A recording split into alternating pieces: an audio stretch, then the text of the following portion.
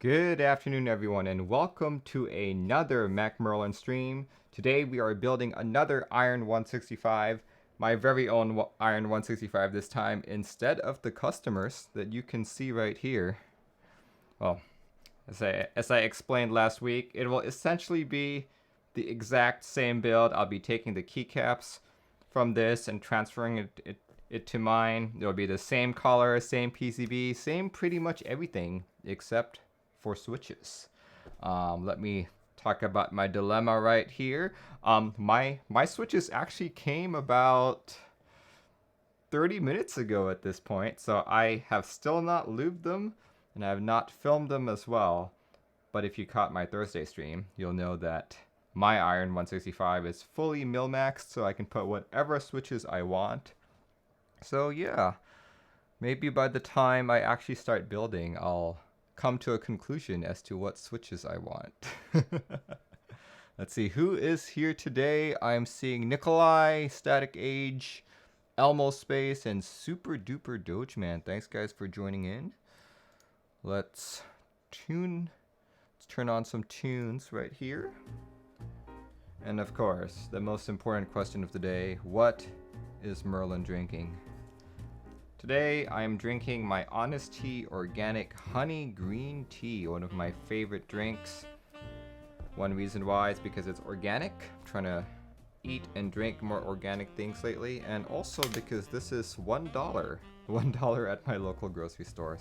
Super cheap, super affordable. The Super Duper Dogeman says, my first Keeb comes in 2 days. Congratulations. Alright. See, before we jump into this build, let's talk about what the Iron 165 is. If this is the first time that you're seeing it, let's see, here we go. The Iron 165 is a board built by Smith and Rune. It is a seamless build, fully gasket mount, 65% with blocker, and with a logo on the top right. Check it out, guys. It was sold in many places, including Canon Keys. I picked Canon Keys just to show you guys because Canon Keys is in fact one of my sponsors. And Upas, the proprietor of Canon Keys, used to live here in Seattle, Washington as well. Here we go. Check it out. So many different colors, so many different builds. I'm not gonna lie, this is probably my favorite keyboard of all the boards that have shown up on my stream, just because 65% is one of my favorites, and just the way that this keyboard types just feels so good to me. If I had the money, I'd buy two. So this is actually quite a rare opportunity for me, having two Iron 165 on my same desk. So here we go. These cases, or this Iron 165, comes in a case like so. Looks like a TX case, but it's not. It's Canon Keys and a few other people came together, and I guess they bought molds for this. Look at that. See that? This is the PCB that I had. You guys caught my Thursday stream. I spent a lot of time, and also after the stream, mil-maxing it to make it fully hot swappable. Like so. So now I can put any switch I want, which is actually a good thing. So, you know what? I'm gonna do something here. Let me grab some supplies real quick.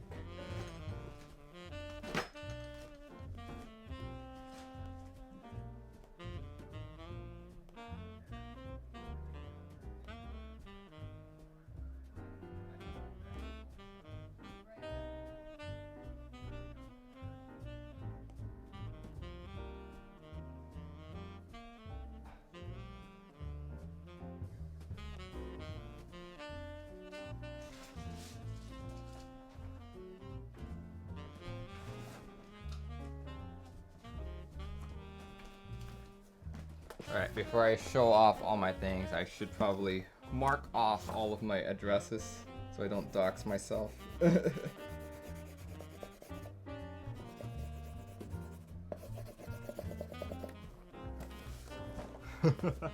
Let's see. Prelude Coda says, if you had the money, would you buy 3? might be a little too excessive, so I'd say no.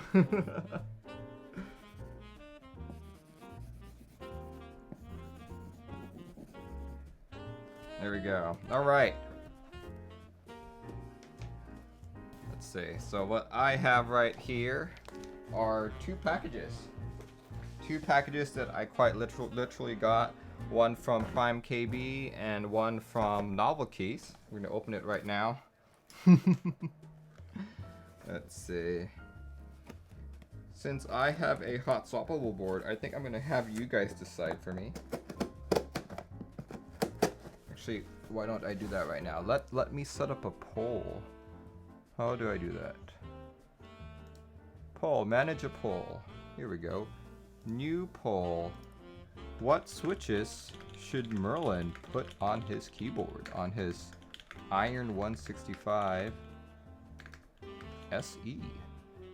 Let's do Alpaca 62G, Gateron Milky Top Yellows, and Gateron Milky Top Blacks.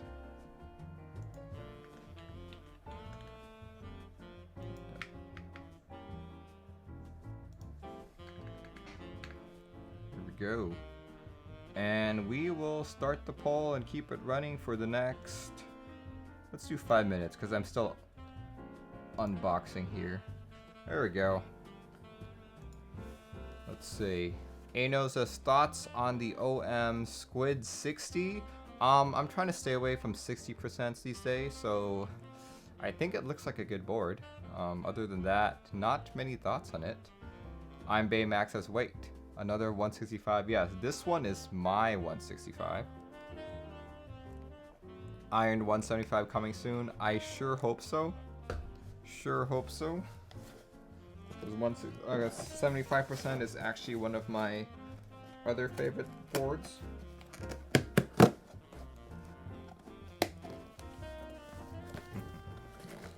What are my thoughts on the V2, on the Think V2? Pretty good. Oh, look. So in addition to my package from NK also sent me quite a few sample switches. So kind of him. So kind of him to do so, actually. And, geez. Thanks, Novelkeys. Thanks, Mike. Mike, if you are watching this, thank you so much. I literally only bought like 150 GAT yellows and 150 GAT blacks, but yet you sent me all these other ones. That's pretty much almost enough to build another board. Jeez, thanks, Mike. I was not expecting that. I was literally expecting like 10 switches of each, but I guess these are the dry and like the silk ones. No. Wow, cool. Okay, well, I guess while everyone is voting as to what switches I should put in, might as well try these out. See, I think, let's see, I forget. I think the black ones are the dry and the white ones are the silk. That's what I think. Is that even enough for 65? Maybe I'll, here, let's count how many. Let's see, there's 2, 4, 6, 8, 10, 12, 14, 16, 18, 20, 22, 24, 26, 28, 30, 32, 34, 36, 38, 40, 42, 44, 46, 48, 50. Yeah, this is more than enough for an actual build. So I'm gonna cancel that poll, I guess, and just redo it with these new switches. Here, let's just see how long what did the poll say? Looks like 50% of the people said alpacas and 50% said milky top yellows. We are going to terminate that poll and add silk switches into the mix. And I am gonna be so bold as to say that if silk switches or silk or dry switches went out, this might be the first iron with these switches on it. Alright, let's do this. Let's do this. I'm going to end the poll. And we're gonna redo that. Redo the poll. New poll. What switches should Merlin use on his Iron 165? Now we have so many options. Alpacas. Gateron Milky Top Yellow. Gateron Milky Top Black.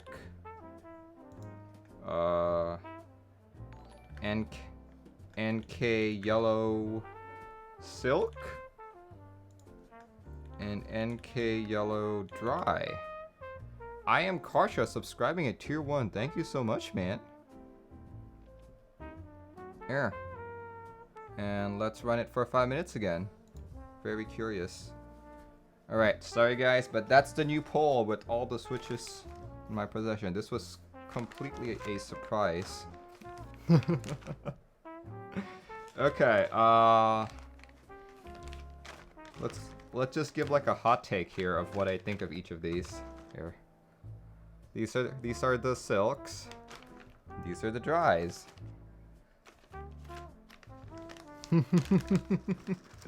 And once again, Novelkeys, thanks for sending me these. This was completely unexpected. You guys are pretty awesome. Okay. So keep in mind, these are single switches, so it's not like I'm gonna give a complete, you know, breakdown of like how they feel and like how they sound. Let's see, just touching them like this, it feels like the dries are really wobbly. I can feel that wobble in that stem. Like the silks tend to be more sturdy. But in terms of smoothness, let's see. Let me think about this. Or let me feel this.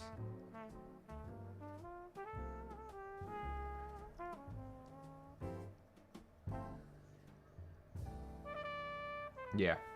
Silk is definitely smoother because it's got factory lube in it. It's factory 205G0 lube apparently. See, in terms of sound.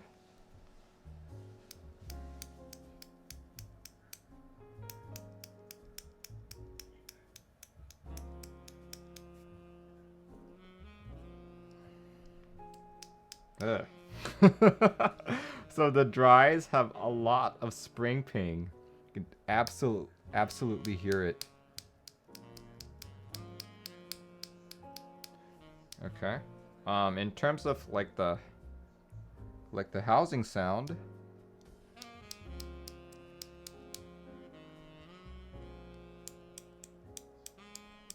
Housing sound feels or sounds just about the same.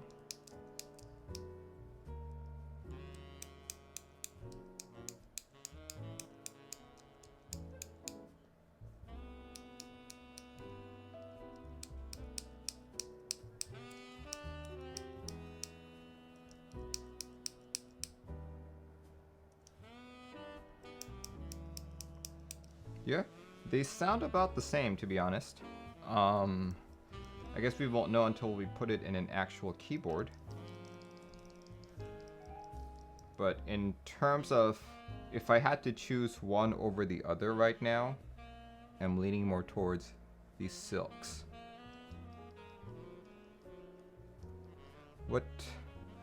I'm Baymax says, what do you think are the closest or the closet comparison to the yellow silks? It's hard to tell at this point. These are all supposed to be JWK. So here, let me open up my alpacas here. Actually, I have a spare alpaca. Here, this is a spare alpaca. Compared to an alpaca, This is lubed, by the way. Lubed with 205G0.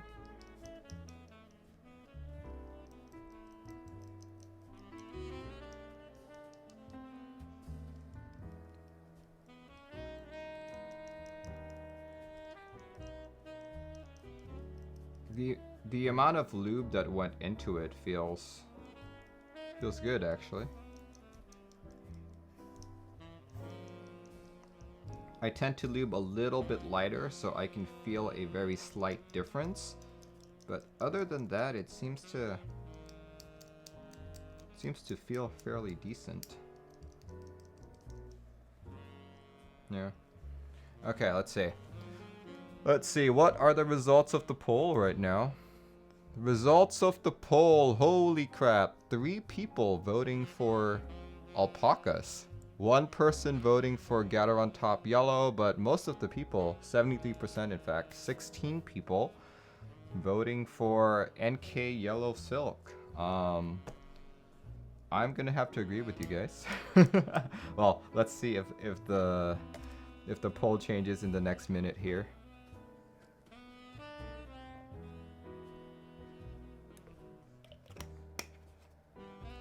Okay. Here, let's go. Let's go put these away.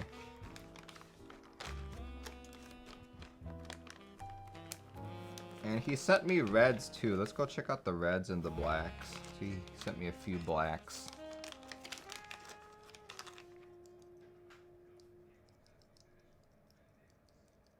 How's that weight feel to me? So what's on this board in front of me are Gateron black inks. And these are supposed to be like 1 or 2 grams heavier. I wonder if I can even feel it. Wait, do I have an ink here? Yes, I do. I have an ink switch. Let's compare.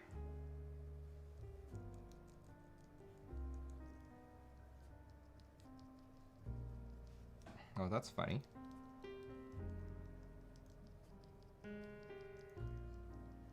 I think the inks feel a little bit heavier. But hold on. I need to look at this. I could have sworn that the NK black was supposed to be heavier. Let me just look.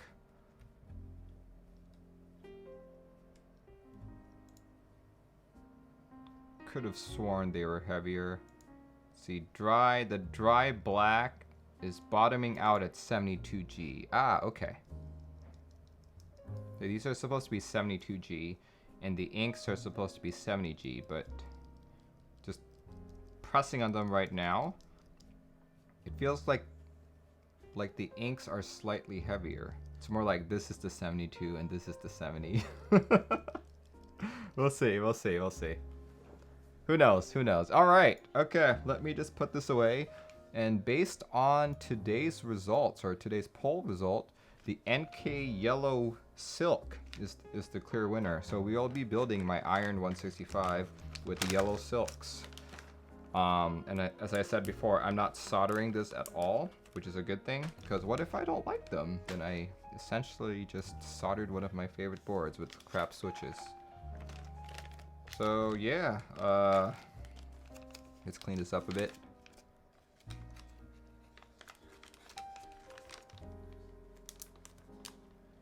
See, thanks guys for all that input. Sweet. Alright, hold on. Let me change my Nightbot command so in case anyone jumps in and is like, wait, Merlin, those aren't Gateron black inks. Or wait, those aren't alpacas. Well, duh. Of course they're not alpacas. Nightbot! I'm seeing a couple people following. Hutong Clan, Half Tech. Thanks for following. Alright, custom commands, let's see. Build. With Gateron. No, it's not Gateron, it's NK. NK Silk Yellows. There we go. If you guys execute the exclamation point build command, that should be up to date. Perfect, looks like it's up to date. Alright. Go throw these out.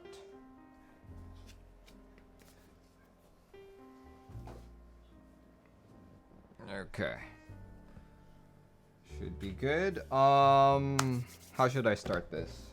We can start by pulling out the plate and putting the PCB together. How about that? There's the PCB.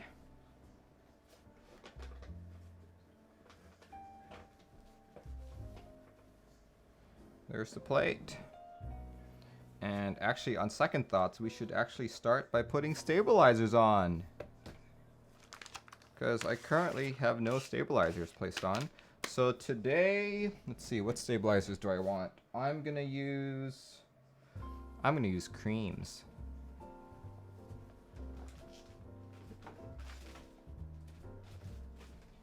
By creams, I mean C3 creams. See, Ed Weird says, what kind of mouse is that? This is a pluggable mouse. Pluggable is a local company here in Redmond, Washington. Here, let me find that link. Pluggable mice are actually pretty good.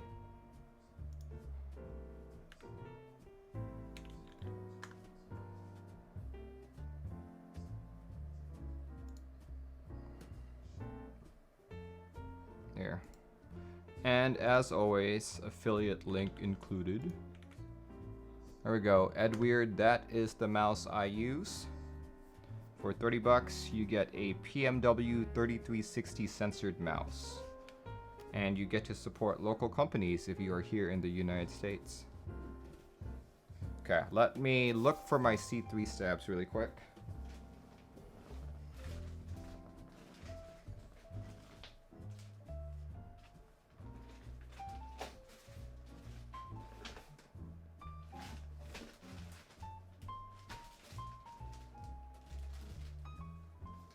There we go, found them.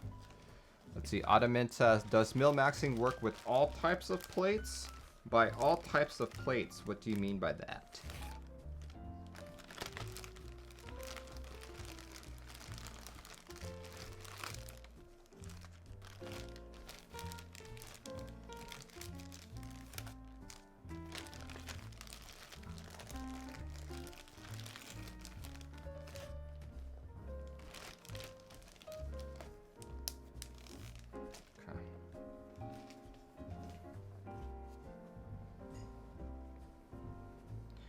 Alright, back to lubing some stabilizers. Palm, alu, brass, yeah. I don't see a reason why they wouldn't work.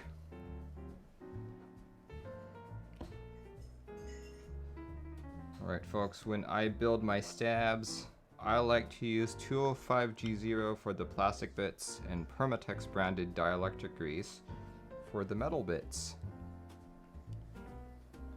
Will it be easy to swap switches with those plates? Yeah. I've done other builds with them before.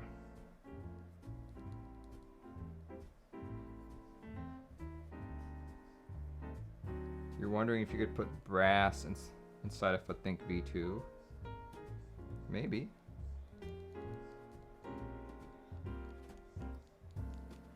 Hey Lang! Lang, I am gonna say that this is the first Iron 165 with NK silk switches.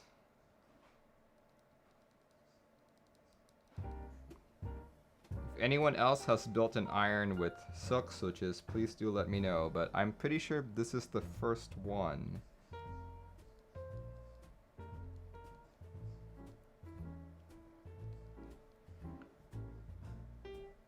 And I'm able to do that because I've mil-maxed the entire PCB. If I did not do that, I'd be in a lot of trouble. Because what if I don't like the switches, right? Because at this point, they feel good, but will I like them? I have no clue. Don't usually like to comment on a switch until I put it on an actual keyboard and type for at least a few typing tests.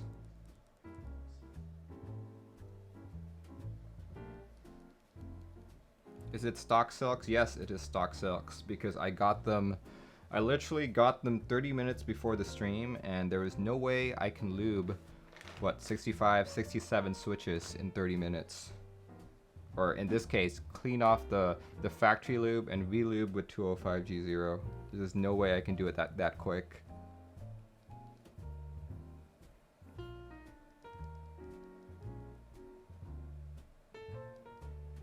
But yeah, the end result will look like that board in front of me, which I need to pack up after the stream and send off to the customer.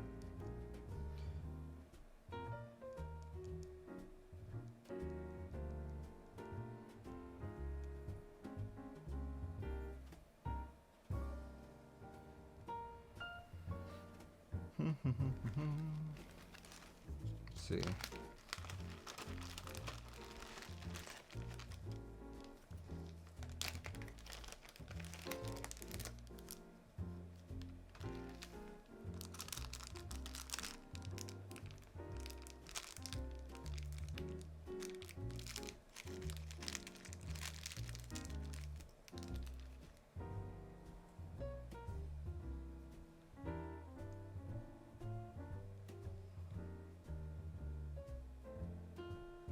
If you guys have any questions regarding the build or about keyboards in general, feel free to ping me so that I actually see it. Super thankful that there are more people on stream these days, but that also means lots of people chatting more, which is great. I just can't see all of the messages if you're asking me questions. Zark, Bloody Merlin making me get up early on a Sunday. Sorry. But thank you. Thank you for making that sacrifice, Zark. I think I need to send you more Luddites. More Luddites for your sacrifice.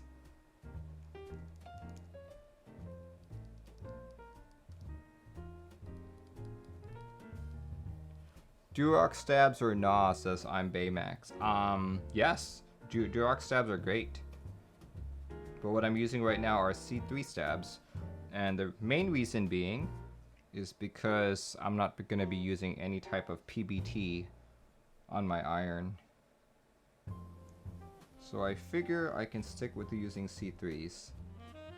Rumor has it that the C3 R2, such as the ones that I have, do not have a problem with PBT, but, you know, my personal tests were inconclusive.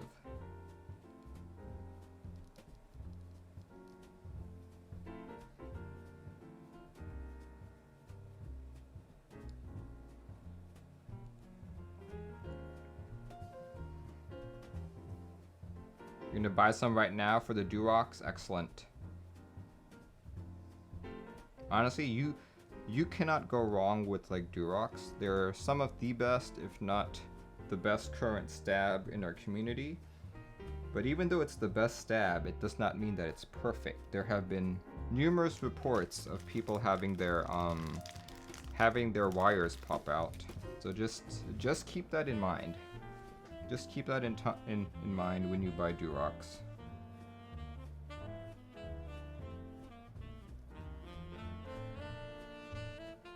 What happens with C3 stabs and PBT? Especially if you use ePBT, when you actuate your switch, your keycap will stay down. And you have to like pry it back up and all that. So not a good experience.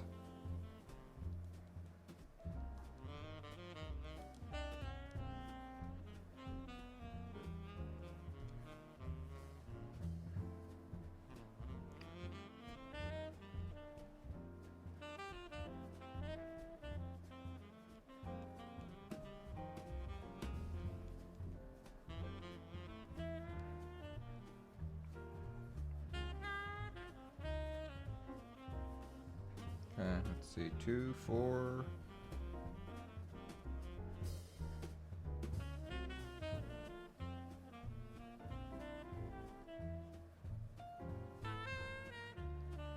See, Static says, I'm one of those people. I have 3 builds with Durox and I have had 2 stabs each on 2 different builds. Pop wires. There we go, case in point.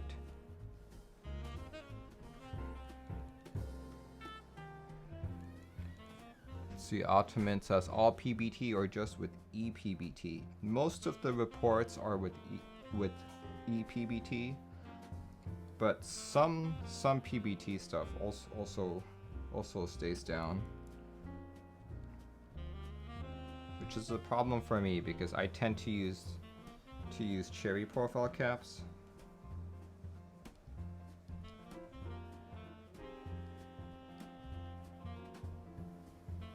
Okay, so I got my left shift, space bar, enter key, and one more for the backspace.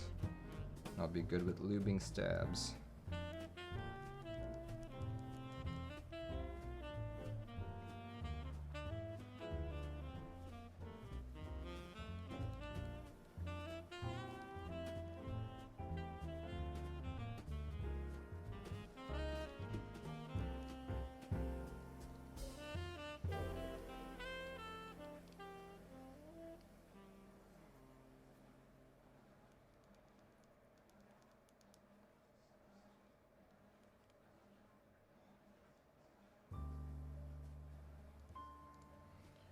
Alright, gotta open one more pack.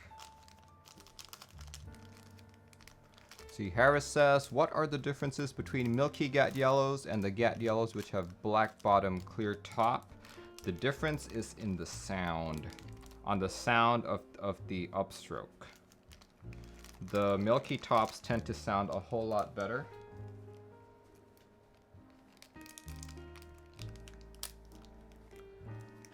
But you know, there are in fact some people who like the clear top sound much better.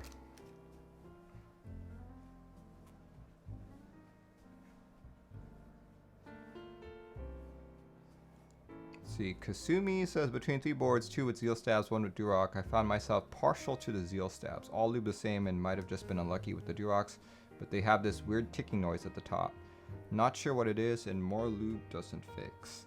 You are not the first to say that.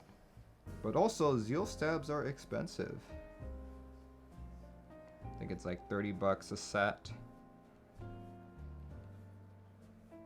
But to be fair, if you are already building an expensive keyboard, maybe like a key cult or possibly an iron, what's 30 bucks, right?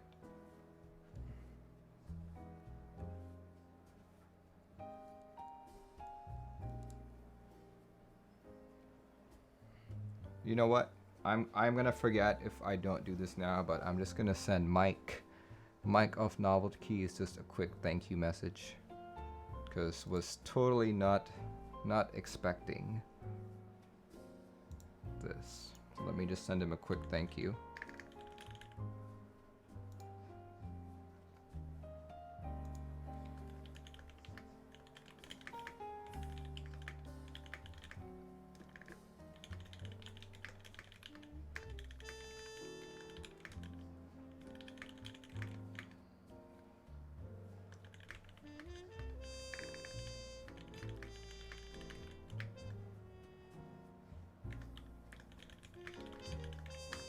Alright, just send him a quick thank you message so that I don't forget.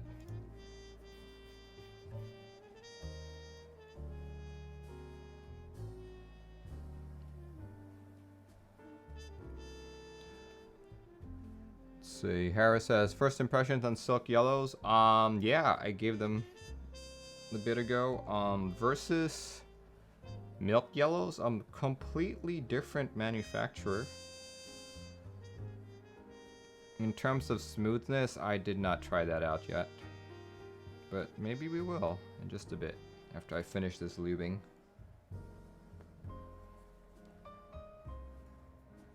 Do I even have any stock yellows left?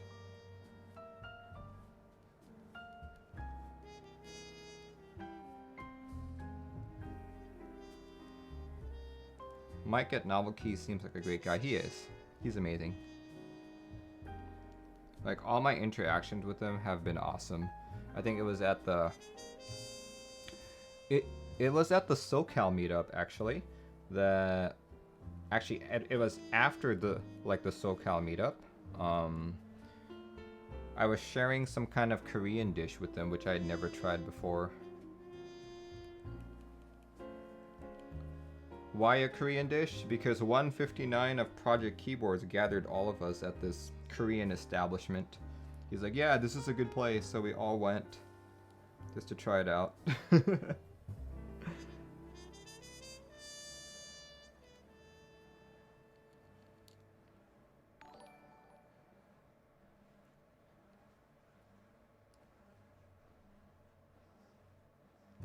you see a couple more follows. Trucks, thanks for following.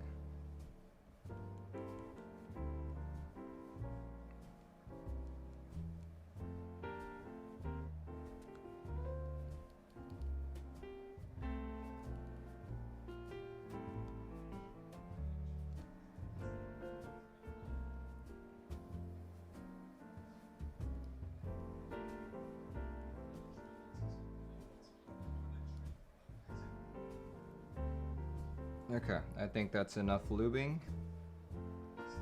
It's enough lubing. We can grab the actual stems now.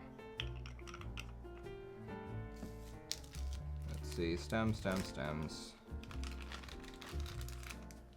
All the stems.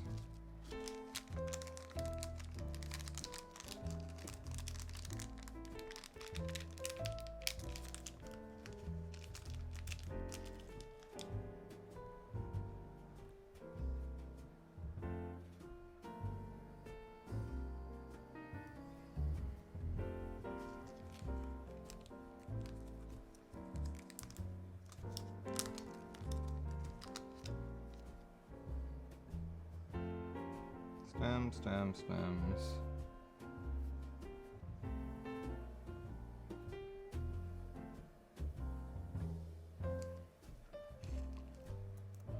Oh yeah, I meant to apologize. I know that the stream started a little later than usual, about like 15 minutes late.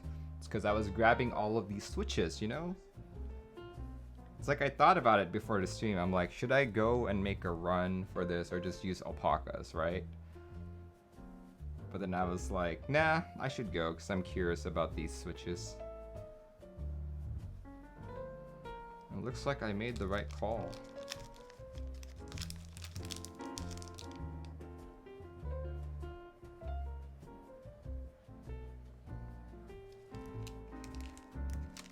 All right.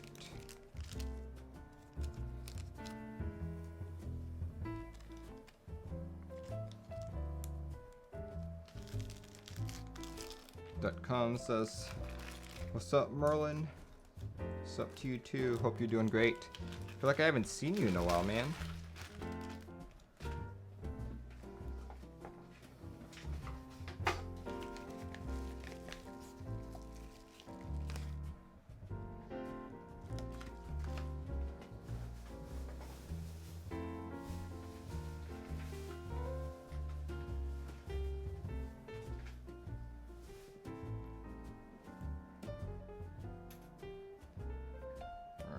So what I'm using here is actually V1 stems. You guys remember what happened? Once I bought my C2 stabs, I forgot that you actually had to buy wires with them.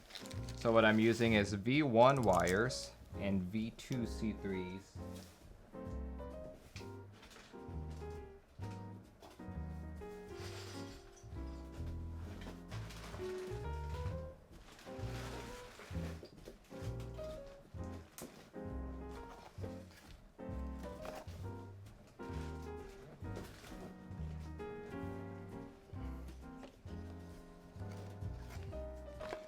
Lang says, I love you, that's all.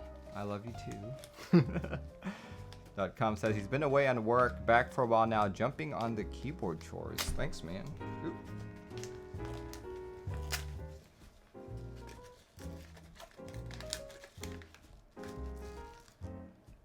There we go.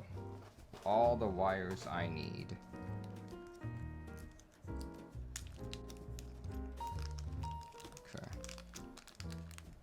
As mentioned earlier, I like using Permatex branded dielectric grease. I have had this for a long, long time, actually. I think I first bought this back in 2010? 2011? Somewhere there. I was changing out spark plug wires. I still have so much left. Lang says, I got a boogie, but tell the wife I say hi if she remembers me. Have an awesome stream. Stay magical. Thanks, man. Do yellow silks feel lighter than Gat yellows? I don't know, but we will find that out in the next minute or two once I assemble these stabs.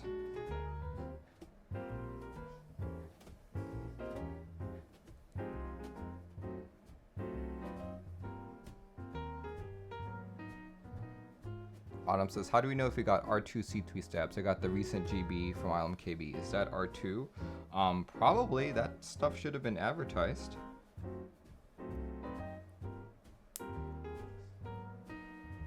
Do I get more hype for new boards or new key sets? I'd have to say new boards.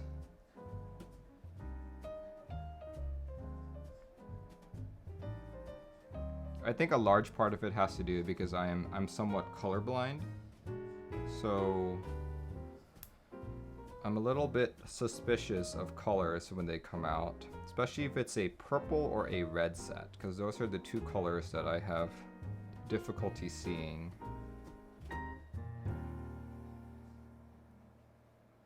Like, that's not to say that I'm completely blind to them. I can still differentiate purple sets, you know, but I can't be like, that purple looks deeper or darker than this purple. Like, that stuff, that's what's difficult to me.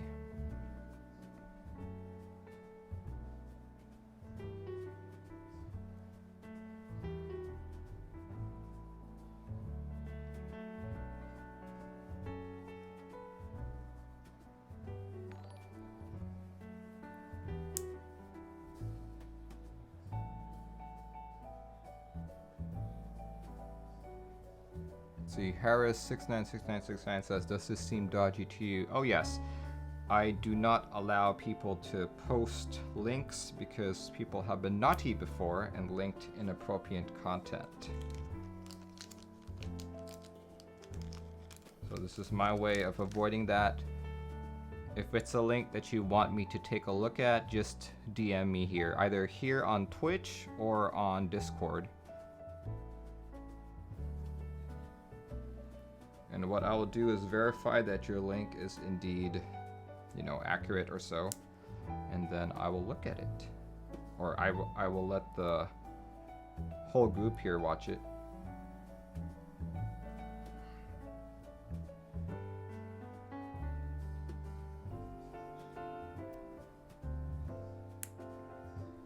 Harris says, how do I DM you? I just explained that.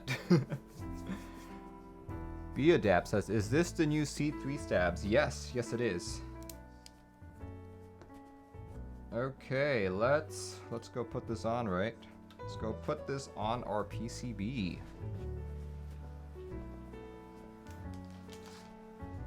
Let's see, I'm Ronan says, did you lube the housing of the stabs beforehand? Yes, you just missed it actually.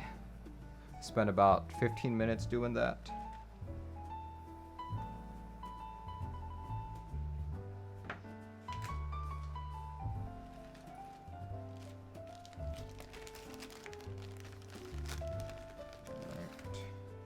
Thank you, C3, for including washers.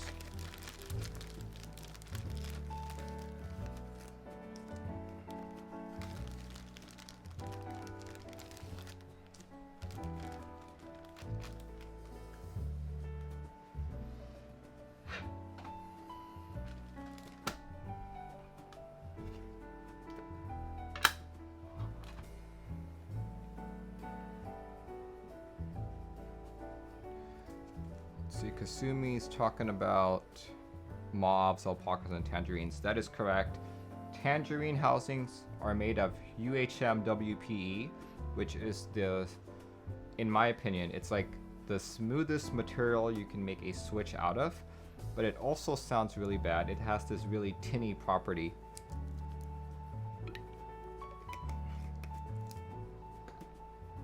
So if you care more about smoothness than sound, it might work out for you.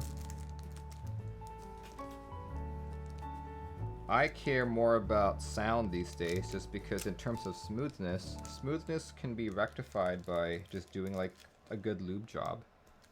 Sound, not so much. You could try like filming, you could add more lube to it, but I've just never had a switch improve drastically in sound just by applying lube or a switch. 18 raiders from Era have joined. Oh my gosh. Dude, thank you so much. 18 raiders? Thank you so much. If this is your first time joining the stream, I build keyboards. I build keyboards such as the keyboard in front of me right now. The one that's finished right here is the board I built last week, and it is a customer's board. This week I'm building the exact same keyboard, but this one's mine. There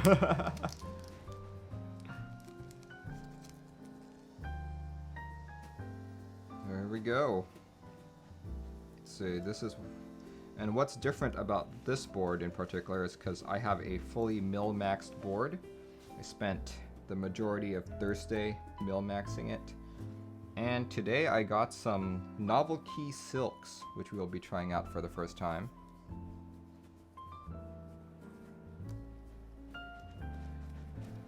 Why silks? Because that's what the community here voted on.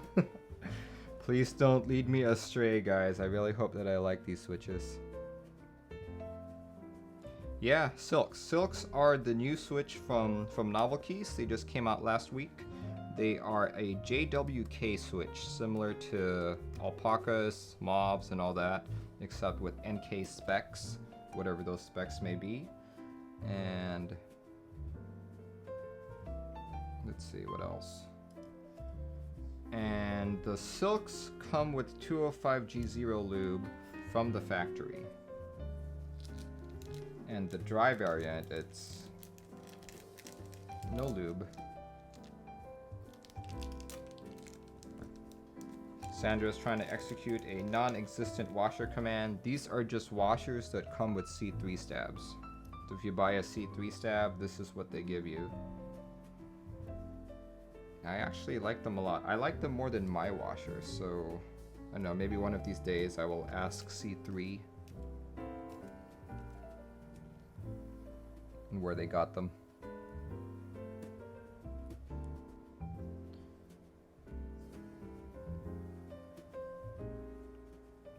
Did I get in on the original GB? No, this one is from the most recent raffle. I think the iron in front of me came from the original GB, but I'm not completely sure about that.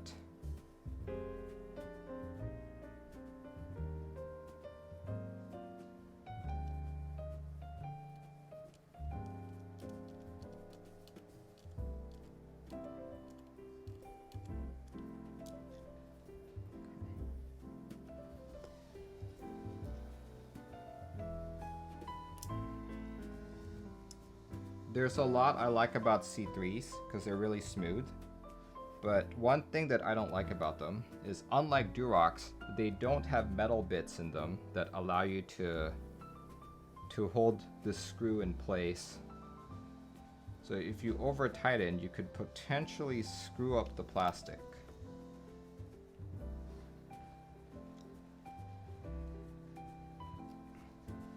Kind of similar to the original cherry stabs, to be honest, so if you just use the same techniques as then, you should be fine.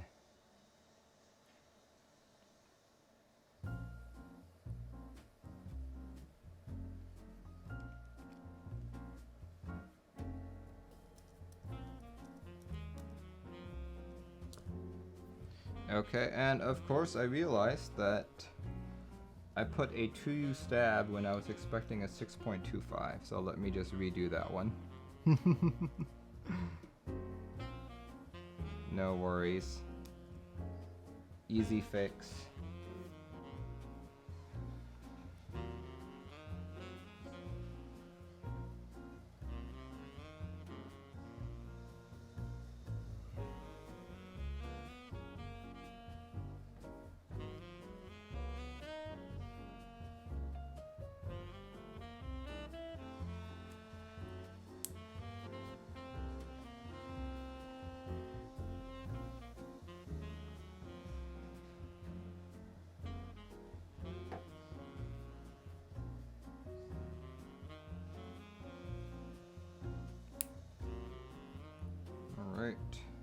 see, we want 6.25U, so we want it here on this first set of holes.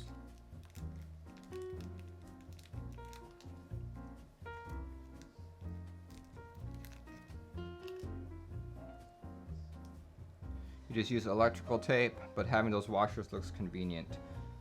Electrical tape works just as well. It's not as clean looking, to be honest.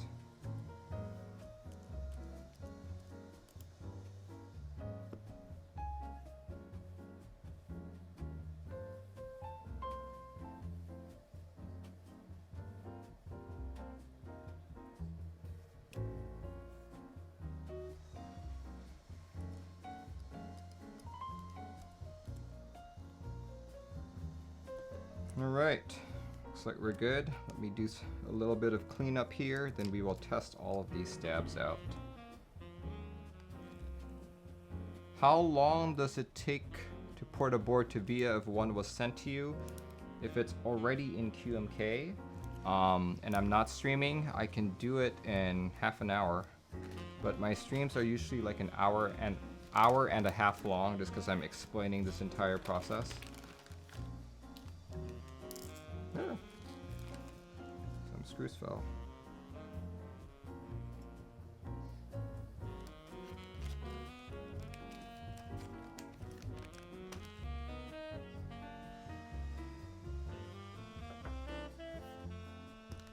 Right, don't need that anymore. Don't need my brush anymore. Don't need 205G0 anymore.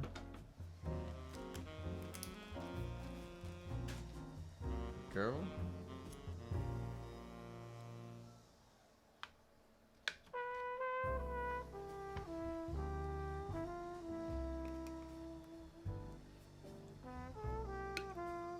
All right, let's put some caps on this. I actually want to compare my build with like the customer builds. So maybe I won't take apart this board quite yet. I will. What GMK set should I do?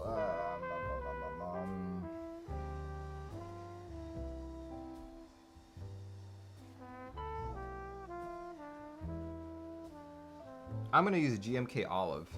Let's see. GMK Olive.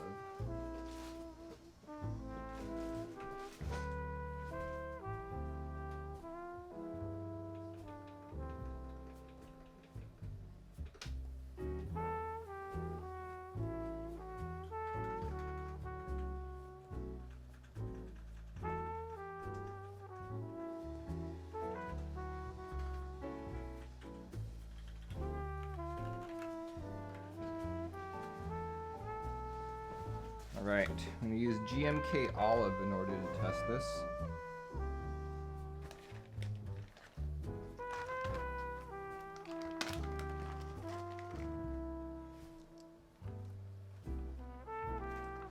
I'm actually going to recycle it from my Discipline 65. Oh, looks like it's a little bit too bright today. We lower that. There we go. Just going to recycle them really quick.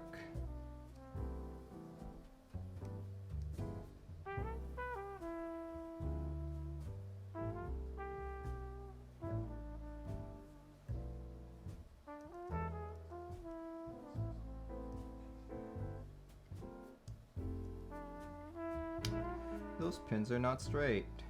Never mind. Let's go with this one. There we go. That's one.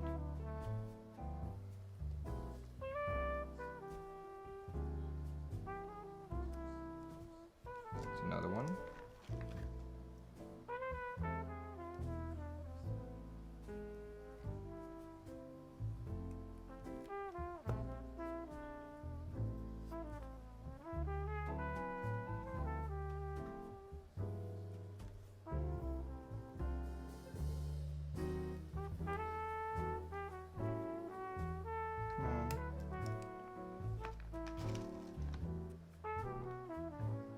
Bean Lover says, some say the silk switches don't have enough lube.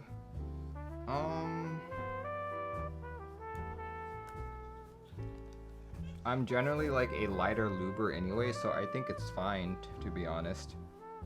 It's a noticeable difference between silk and dry, so there is definitely enough lube to make a difference. Maybe not enough lube for people's individual preferences. Alright, let's try this out. Let's try this out. Sorry, Discipline 65. I will be borrowing keys from you, just so I can try out my stabs.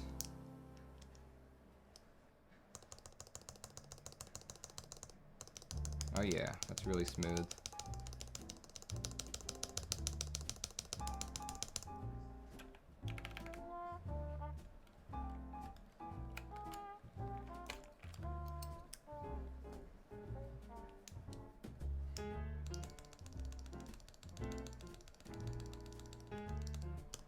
Yeah, it is definitely much lighter than the inks. Let's see. What was the spec on the yellow silks? Was it like 63, 64? Yellow silks are bottom out of 63.5. Okay. That's why they feel significantly lighter.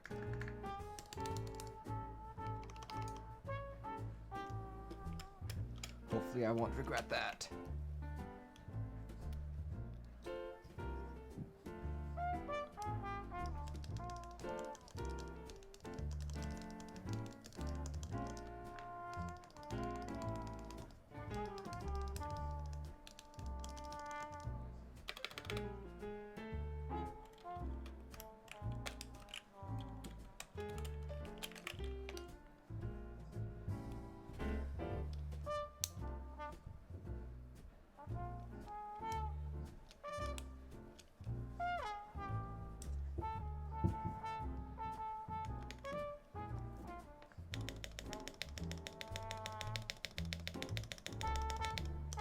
Sounds pretty good. I think we're good. I think we're good. Okay. And I know someone earlier asked how they compare to Gat Yellows. Let me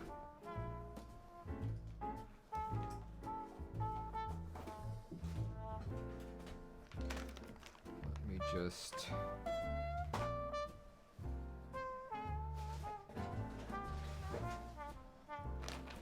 so keep in mind, Gat Yellows have a 65G bottom out, roughly 1.5 grams heavier than these Silk Yellows.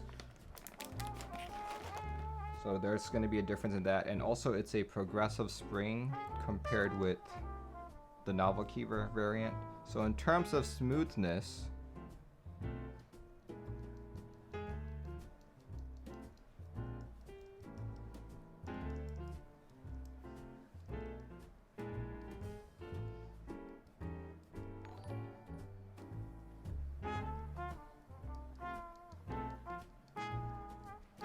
okay, yeah.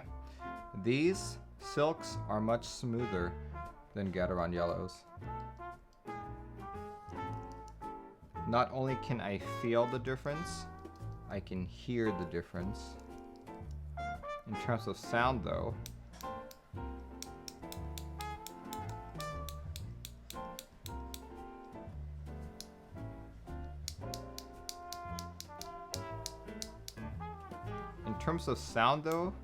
I think I like the Milky Tops better.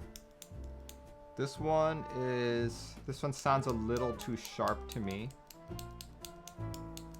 Typical with most JWK stuff.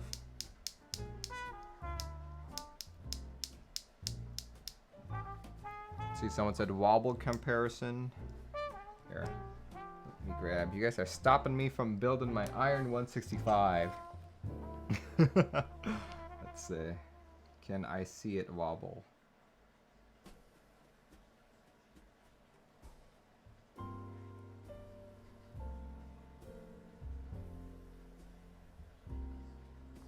The Gateron Yellows are wobbling more.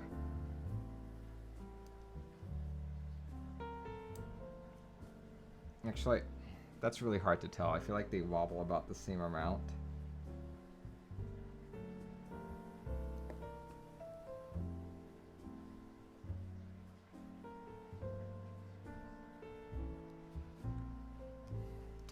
that's really hard to tell.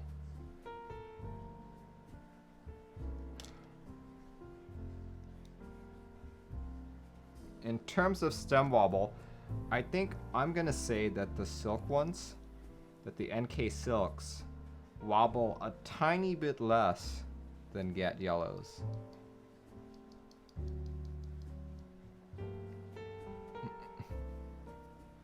Tiny bit less.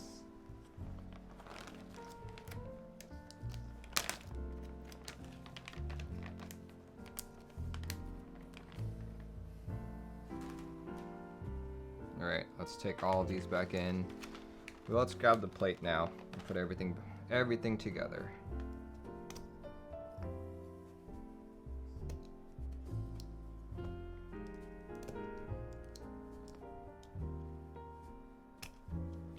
See, Kasumi says milky tops sound meatier. I can agree with that. All right, let's grab that plate.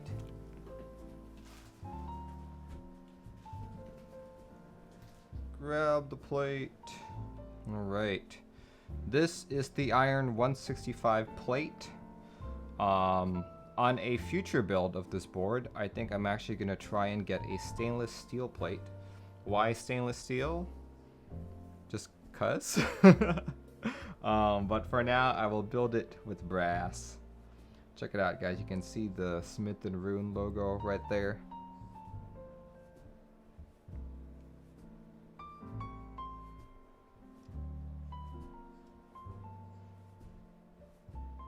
See, Kasumi says, does that slight stem wobble have a noticeable effect when actually typing? I don't know yet because I haven't built the board.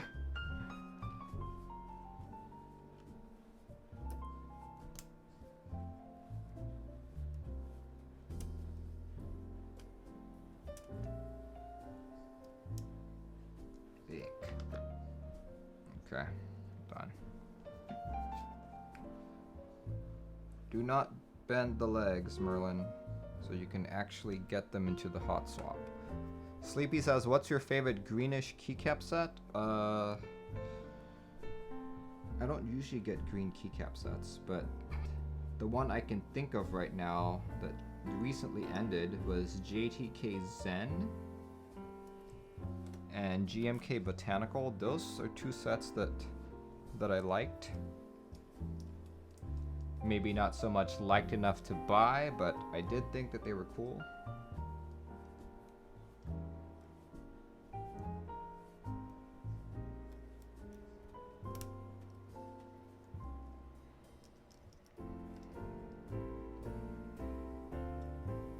Yeah, we'll be doing, that's funny.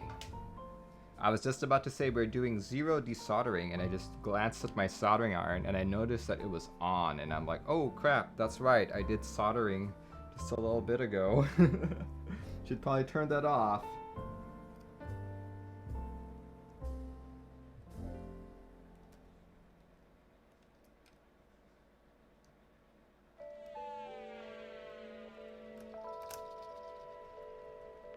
How are Milmax to work with? They were a slight pain in order to solder on, but you know, after it's been done, then it's fine.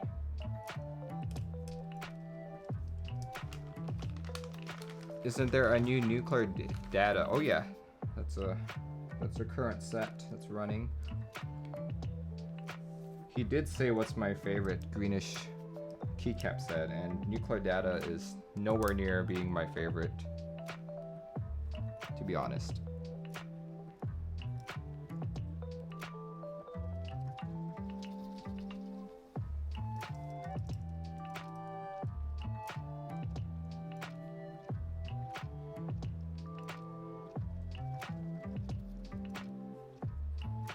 Why are these legs bent? Come on, don't bend on me. There. Which GMK GBs have you joined or plan to join? Like in terms of all time or what? In terms of planning to join, I have no plans at the moment.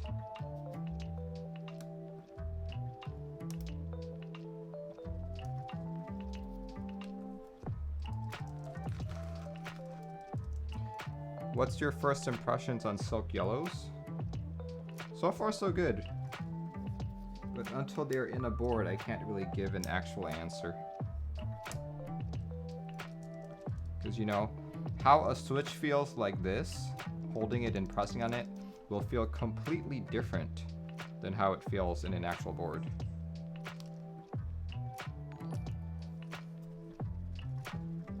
Recent Keycap GBs, let's say.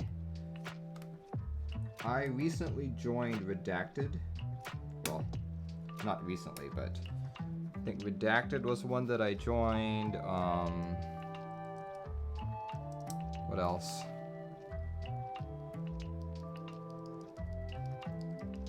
I feel like I don't join too many Keycap GBs. I should though, because I'm noticing that I'm running out of key sets just to put on keyboards here.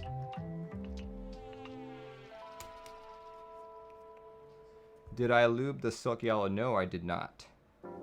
Because they come with lube already. And since I got these literally half an hour before the stream, I did not have time to remove the factory lube and lube it again.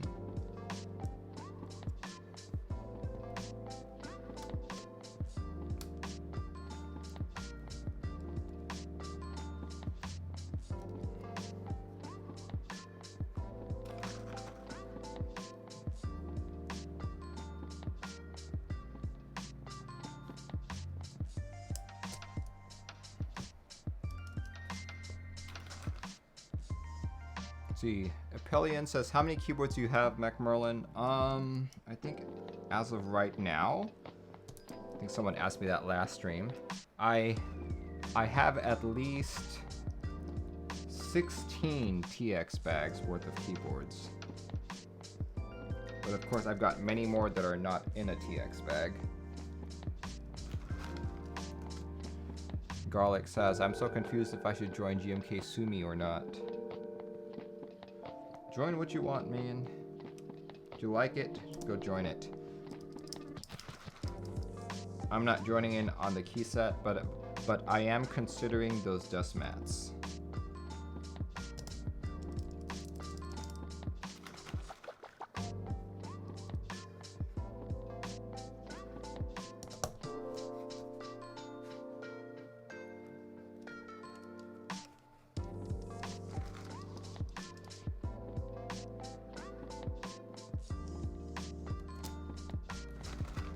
What would I say are my favorite keyboards, and is that based on feel, sound, or aesthetic? All of the above. It's hard to say like what's my actual favorite keyboard because I've got so many of them. I have so many of them because I like to rotate through them. If you notice, every week I've got like a different board in front of me.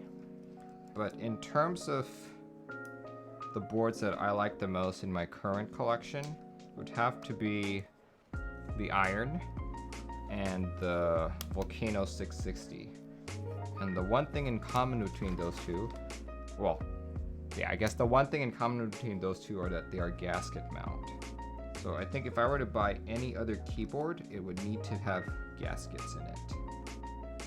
And I'm not talking about burger mount, because personally, I don't think burger mount is a good gasket solution. Ah, perfect. One of these switches didn't go all the way through. I bet I bent the leg.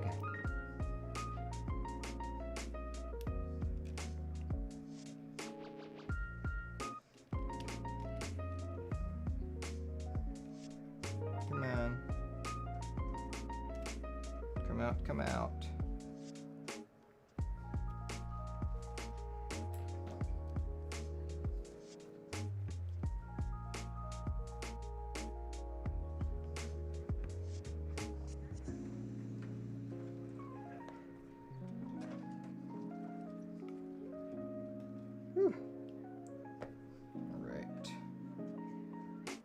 Why are you so hard to pull out? I'm gonna have to actually use a switch puller to pull you out.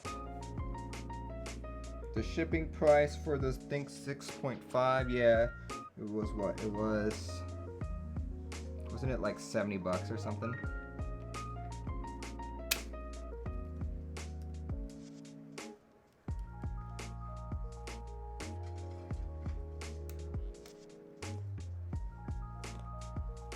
Did it? Yep, I did bend it. I did bend that leg.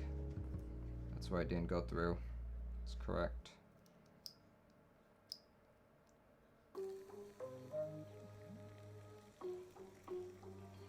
Let's try that again.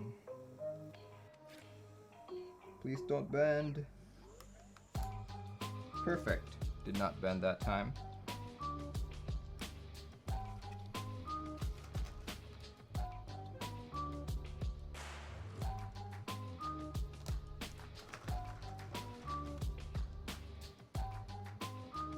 See, Epi says thanks, no problem.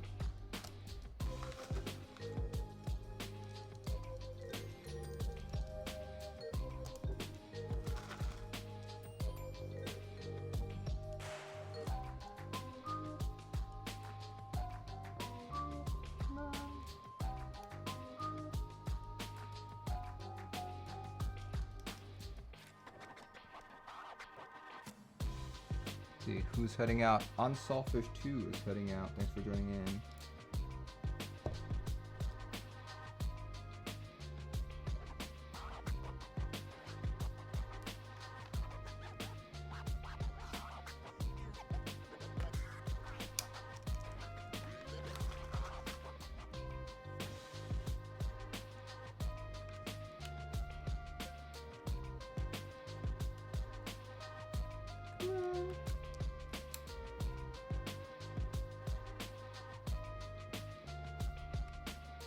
Oh shoot, said that not.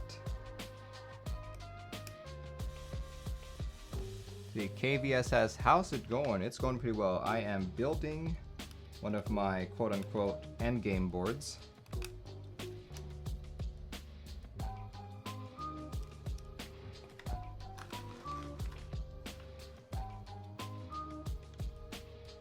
In fact, I've already built a customer variant of it, and now I am building my very own. So hopefully I like it better than my customers, right? Because it's like my own board. But I've been noticing that maybe I subconsciously put up more of an effort when I build a customer board than I do with mine. I think with customer boards, I am able to suppress any excitement that I have. So I'm a lot more careful, I'm a lot more meticulous. But when it comes to my own board, I'm just like, I want to get this done. I want to get this done. So for example, if you guys saw my KBD67 typing test that came out yesterday, that was a customer board. And I like it so much better than my own KBD67. So much to the point that I bought pretty much those same switches, and I'll be rebuilding mine as soon as I've got time.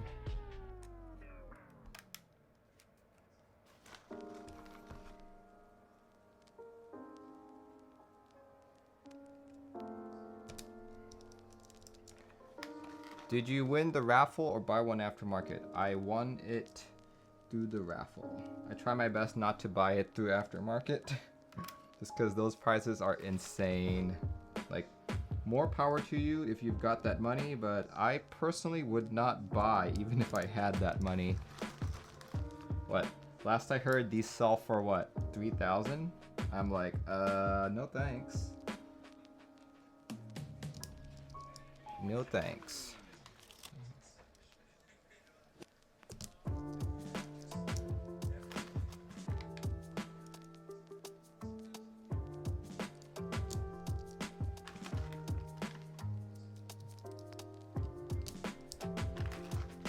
$3K was charity raffle, yeah. So that just shows that these boards can go up to 3K.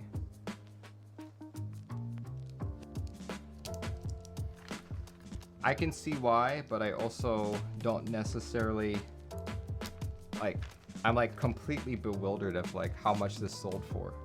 3K. Like even on the raffle, this was only like a $500 board.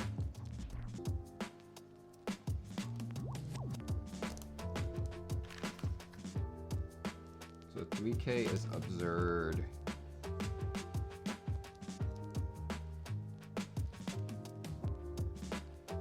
Come on. Why you no be straight leg? MM is 2K now? I'm not surprised. It's funny because every time I do build a board such as this, sure enough, when I check on Reddit or something, or like a Discord, I already have someone offering me some absurd amount of money. Like, when I built that TGR Jane, someone offered me 3K for it. When I built my Satisfaction, someone offered me like 1,500, and this was like an hour after the stream. And I was like, no, I just built it. Let me enjoy it first. Singapore says, evening Merlin. Good evening to you. It's evening already? Oh yeah, because you're in New York. Or East Coast, I guess.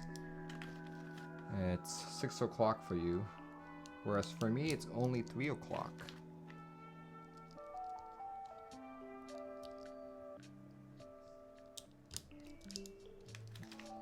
Pretty sure an Alice sold for 4K. Man. Seriously, I wonder where people have this type of money. Maybe it's the Trump bucks. Trump bucks. Garlic says it's 3:31 a.m. So that means you are probably in like, what, Asia? Would that be right? Saint Artsful says midnight here in Sweden.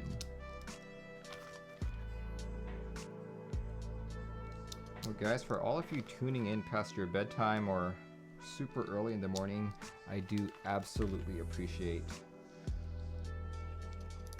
you guys taking the time to watch this stream.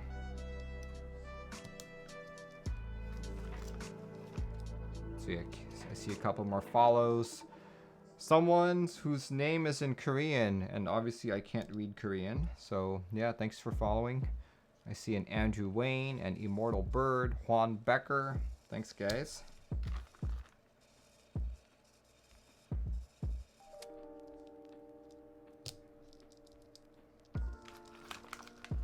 Neurotical says that KBD67 posted on YouTube sounds pretty good for a cheaper board. Yeah. In fact, it is the best KBD67 that I have heard. May or may not be biased on that.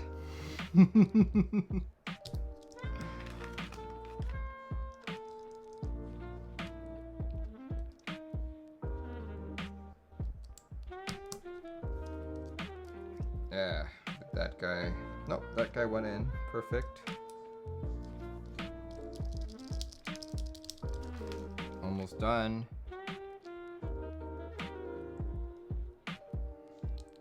This is the fastest Iron 165 build. Mainly because I didn't have to solder it.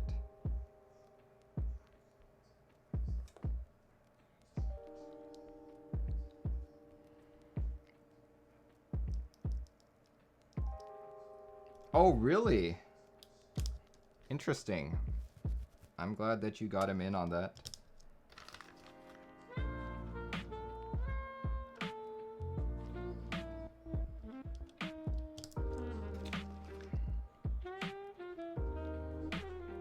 Are you straight? Yes, you are straight. And the final switch.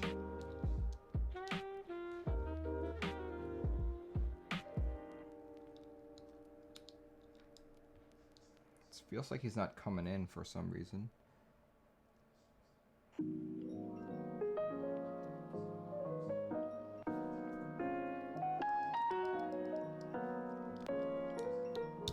Yeah, if you guys are reading that build message, you know, most of the builds I show on stream are not mine, but customer builds. But occasionally, you know, things don't make it to me in time. Alright, now that we have all of this in, we should actually test the PCB. Broyer, thanks for following. Zaki says, how's the factory lube on those? Surprised you went for factory lube. I did not go for that. In fact, the audience earlier on the stream chose these switches for me. Mike from Novelkeys surprised me with a whole batch of silks and a whole batch of dries. So between my Gateron yellow, black, silk, dry, and alpacas, between all those 5 switches, the audience picked silks. So I'm like, sure, why not?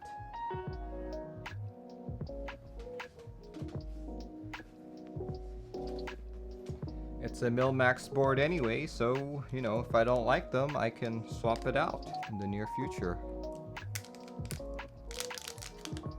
So yeah, let's just test. Let's just test that I did not bend any other pin here, because that tends to happen. It's not an unlikely scenario.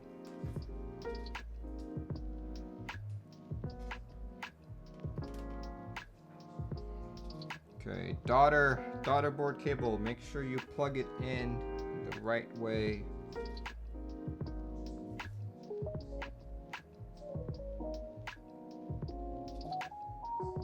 Okay, looks like I got it the right way.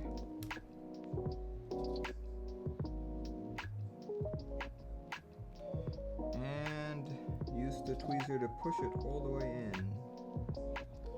I've noticed that with these connector cables, sometimes if it's just barely touching, it won't really work. There we go. Let me pull up VIA. So this board is natively on VIA.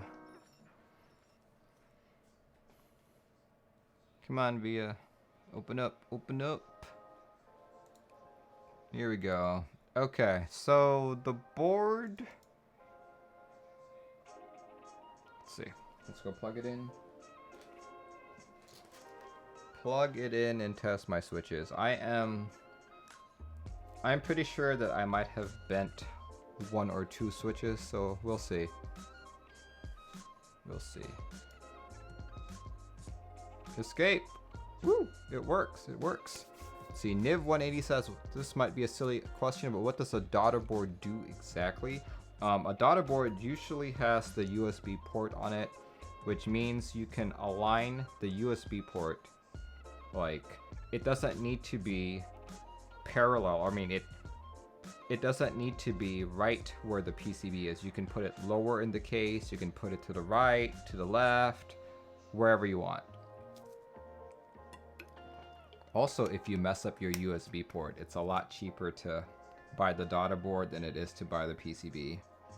Okay, let's keep doing this test.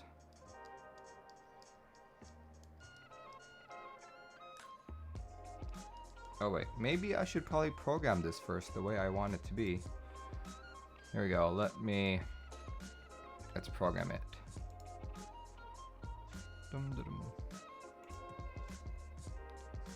Left control. Yeah, for the most part, that's what I want. Okay, back to key tester.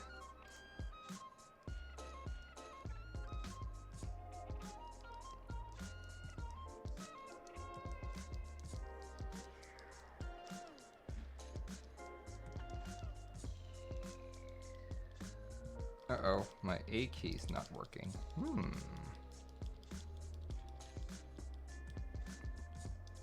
We'll go back to that later.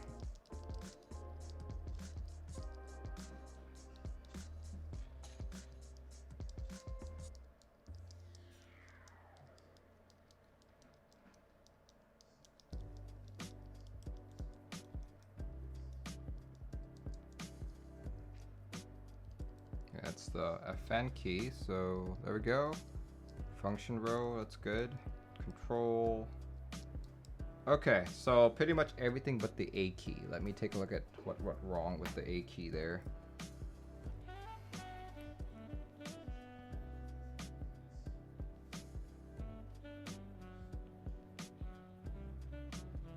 I think it's because the socket might be a little loose. Ah, yes.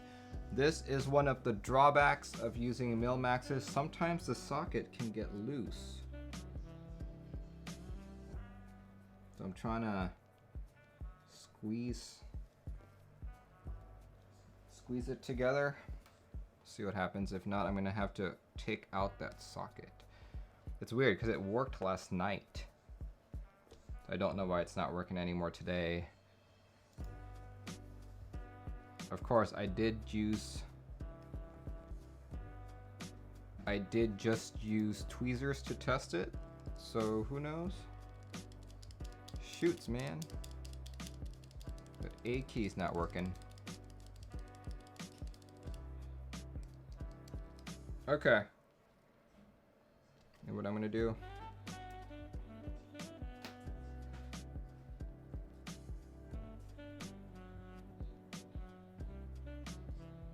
Oh, hold on. What the freak? I forgot to put a hot stop socket there. Oh my word. Okay. Well, you know what? I'm gonna be lazy. Rather than take apart the board, I'm just gonna solder it. Just gonna solder. It's just one switch, and I've got a desoldering gun. Next time I take apart the board, I will put that mil max in. But I guess I do have to solder the board.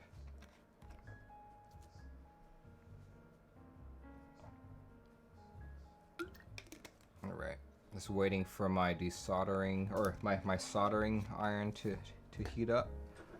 Then we're gonna solder it. I'm gonna solder it lighter than I usually do. It's because I just want this board done. Well, I will remember that it's the A key. If you guys were on the Iron 165 Discord, you know that part of my plans for this board is actually to get a stainless steel plate. So we'll get to doing that.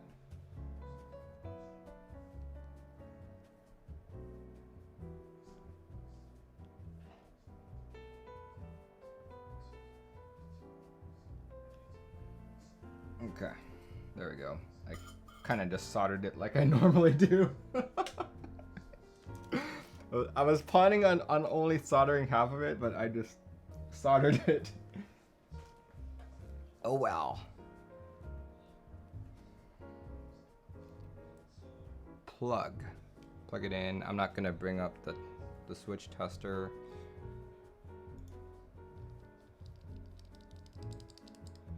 Wait a second. It's still... No, what? It's not triggering. What on earth happened?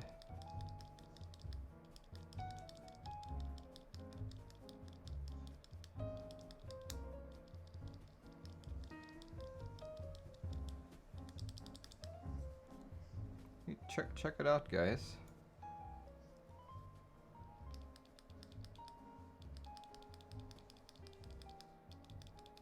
Okay, here. Dead switch, broken switch, who knows? One way to test this is to short it to another, let's see. Let me figure out if that is a...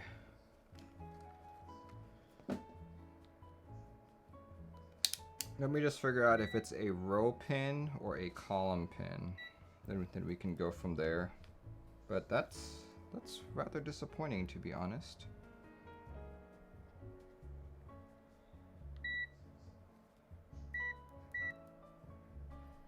Let's see, A key. A key is right there.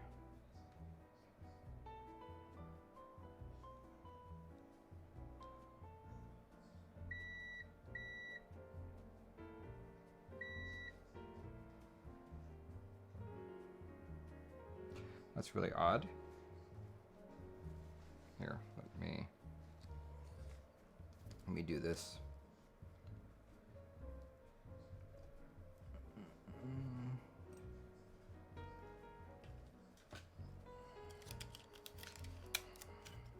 That is very odd indeed. What I'm gonna do is I'm gonna tape my A key down, like so.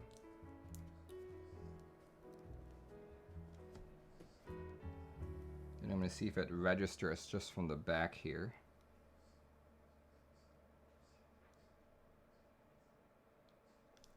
It's not registering.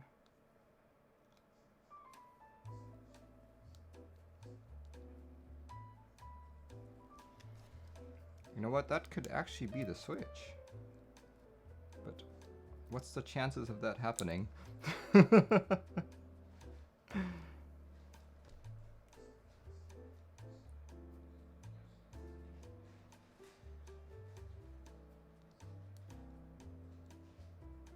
Okay, I'm literally touching the leg of the switch. And it's not registering. I think it's the switch. It's the switch, guys.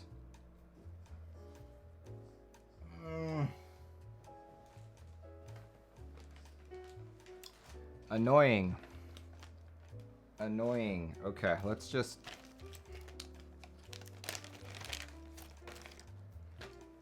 Let's just test my methodology here. I'm gonna trigger this. It's a sanity check.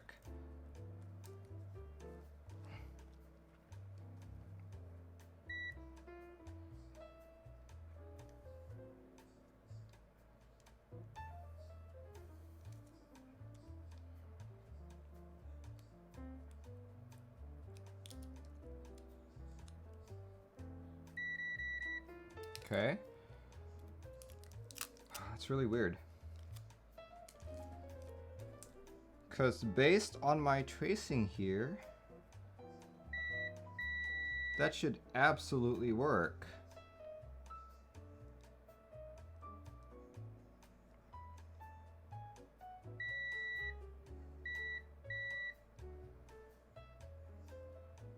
There's something with the switch itself. Okay, I'm just gonna desolder this really quick and try a different switch.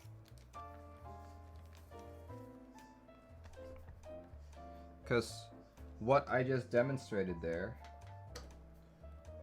is that the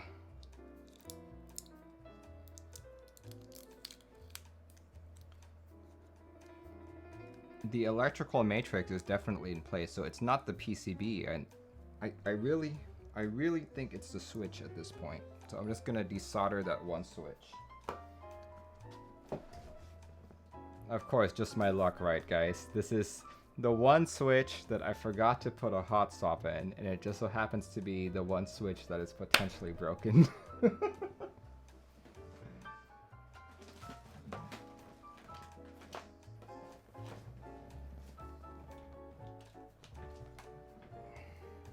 Just my luck. Might as well put the Mil-Max. I can't, because I'm gonna have to take apart the whole board just to do it. So yeah, not really something I'm gonna do right now. Zach, he says, yeah, imagine soldering one switch to save time. I know, right? Bad luck. Bad luck.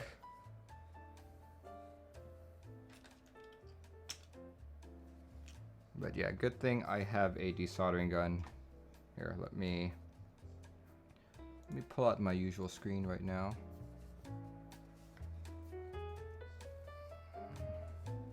First world problem, says Sandra.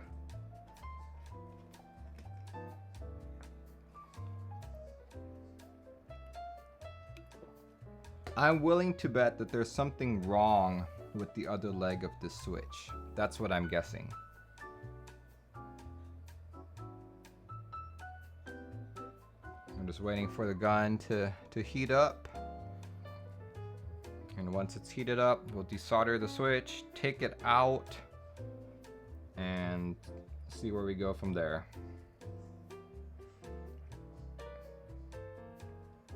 How come your sub badge isn't the wizard hats? I totally should do that. It's a good recommendation.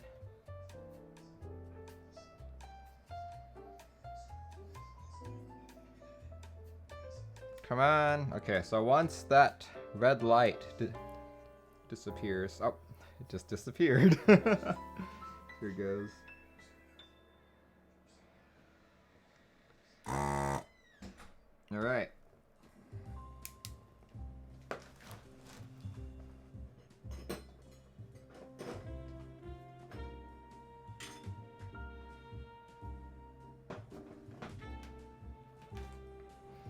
Alright, let's pull it out.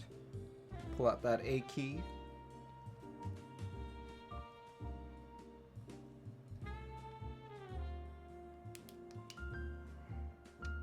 Guys, look, I was right. It's because that other leg didn't go all the way in. Shoots. That was the problem why. It was not the PCB. And oh my gosh, did I mess this up. Okay, let's put that switch somewhere else. Let's see. Harris says, what mouse is that? This is a pluggable mouse.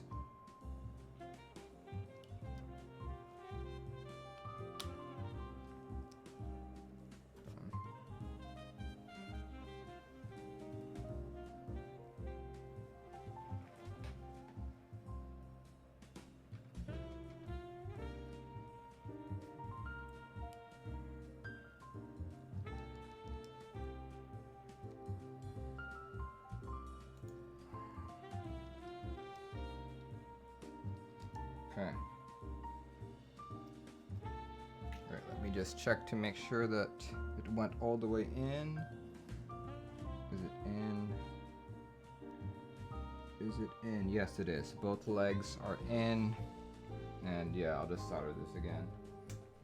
Really quick.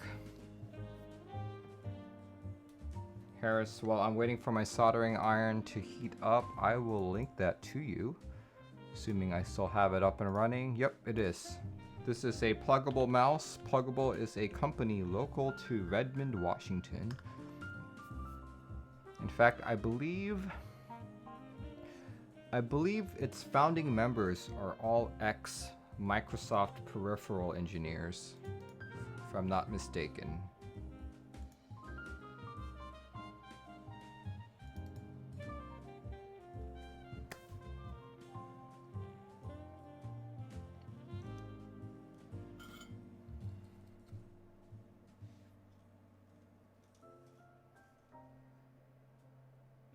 Here we go. This time I will half solder it.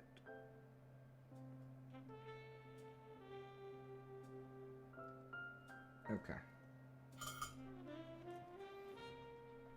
Okay, we good. We good. Let's check it one more time.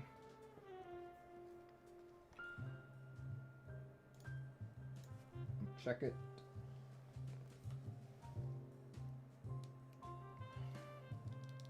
Yay, it triggers, it triggers. Here, let me show you guys. Triggering the A key.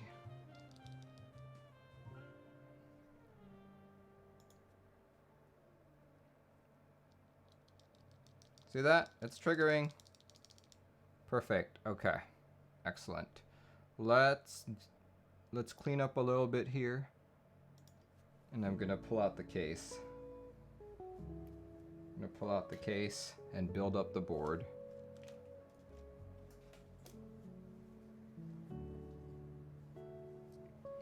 Your $20 soldering iron almost burnt down your work shed. Oof.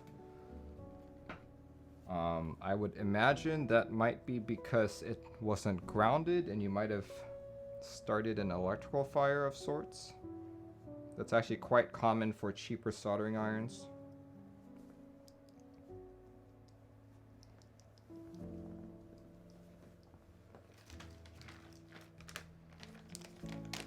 Nice, glad it wasn't the PCB, I know, right?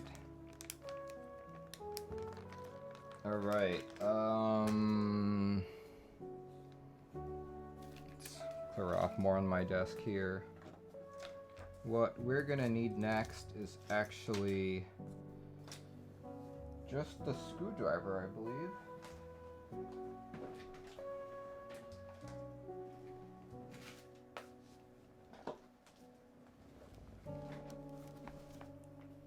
Here we go.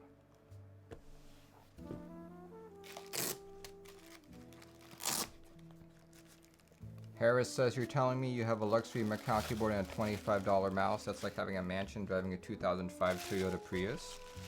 Well, it's called priorities, man. There we go. See, this is mine. And it's quite literally the exact same board.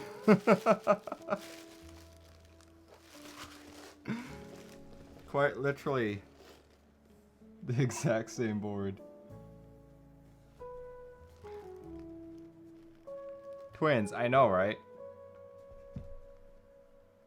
I was told that this is a B stock, but the only thing I've seen that would indicate that it's a B stock is that my PCB had a little tiny scratch, and I'm just kind of like, I don't know. Yeah, so here, let's go take this off and put the gaskets on first. Let's see.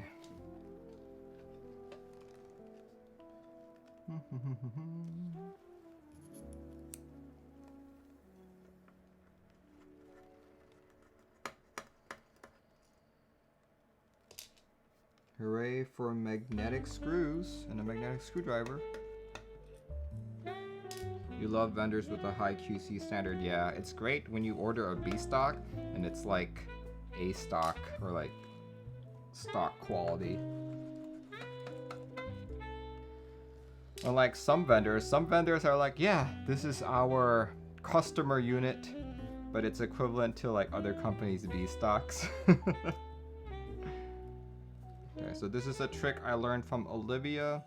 Apparently, since the screws up here are much deeper, you need to somehow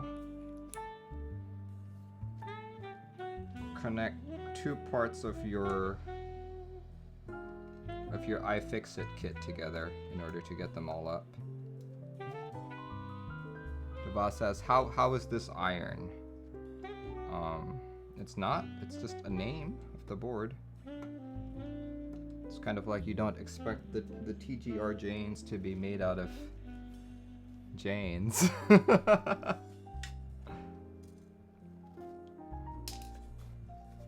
would be pretty morbid.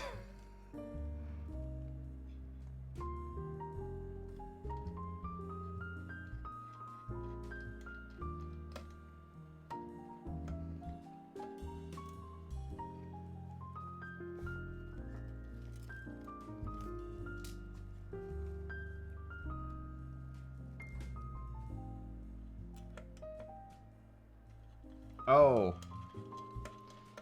what I think about it, it's actually one of my favorite boards.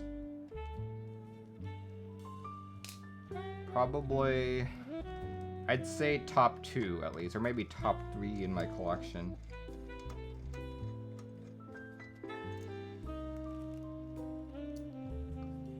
I think at the beginning of the stream, I said that if I had money, I'd probably buy 2 of these.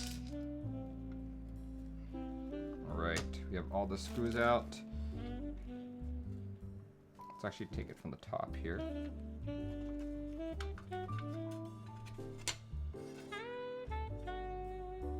Look at that.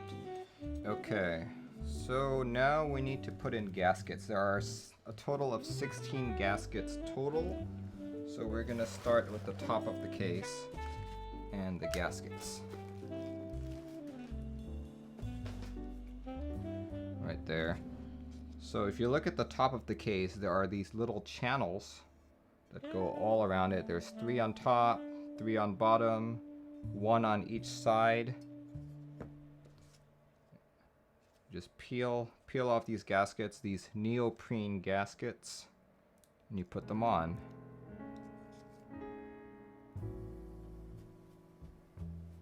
Here we go. Technically, I could have done this before the stream to save time, but you know, it's a cool show. My wife just came home. Hi, honey.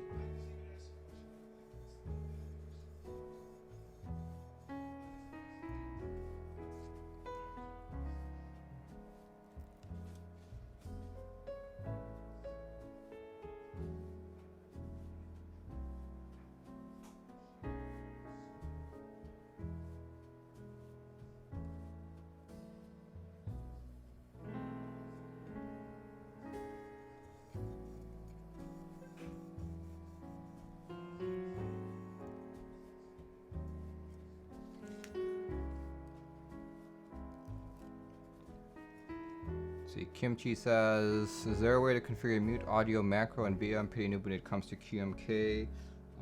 Probably. I think it's just KC mute, if I'm not mistaken.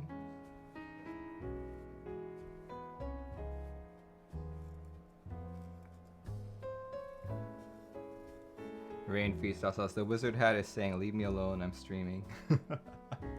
Yeah. I can't exactly provide QMK support services right now because I'm busy building one of my favorite boards ever.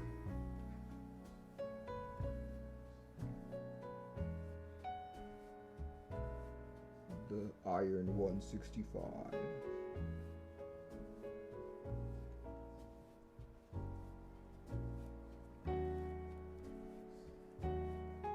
Mute audio input. I don't know. It might be something you need to look up.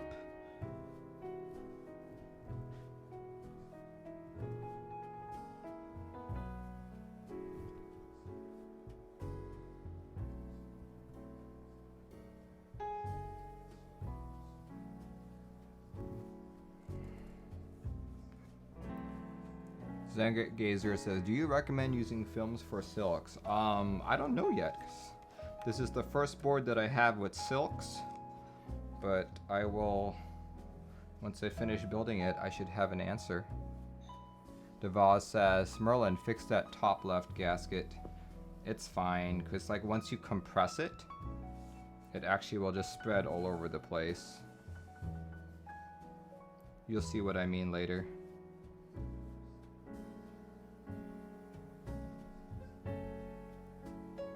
I was actually curious to see what would happen when I did that.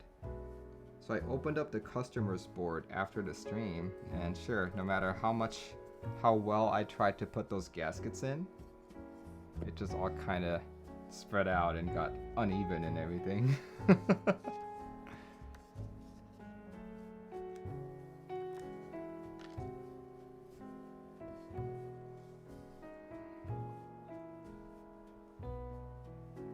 Solji says, if you had a bunch of polyethylene stems, are you talking about those inverse stems?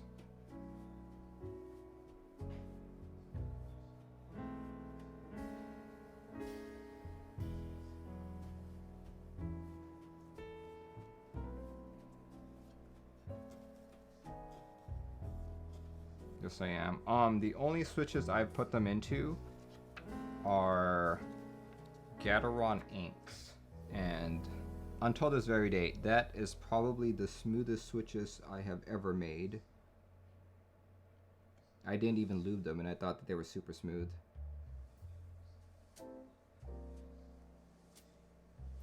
But they're also one of the worst sounding switches I've ever made. So, give and take, give and take.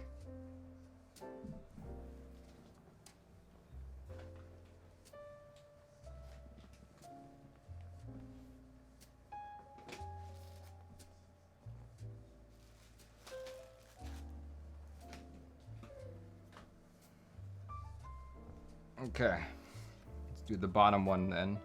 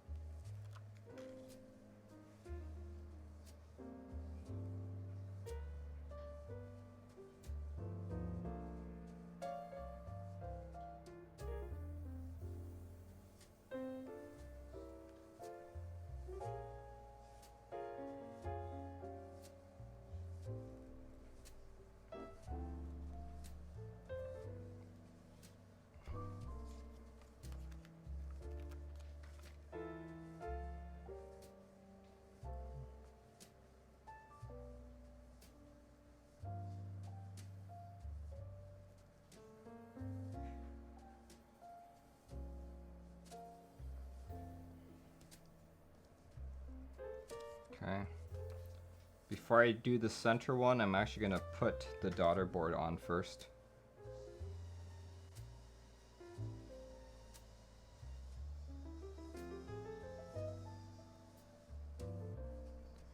The wizard hat looks so crisp from the top view camera.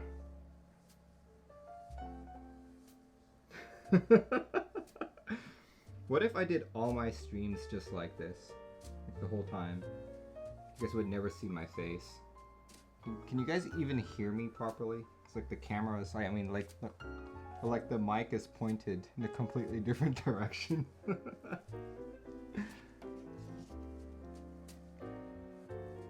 If I lost a court case and had to give up all your boards except 2, what would you keep? I think right now it would be the iron and the volcano.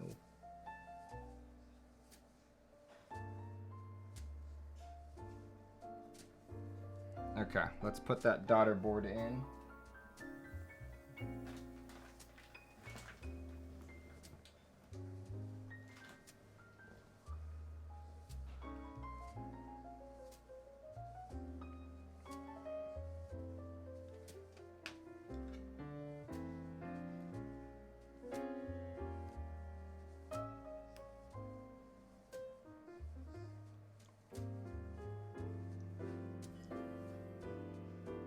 How many keyboard group buys am I on?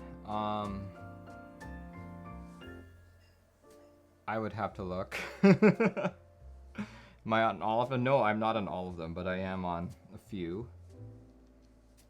There you go. That goes in right there.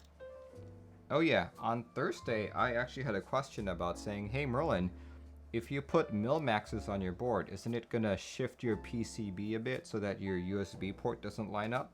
And that's true. That is one of many drawbacks to using mil-maxes. But when you have a board like this, where the daughter board, where the USB port is is like completely different, you don't have to worry about that.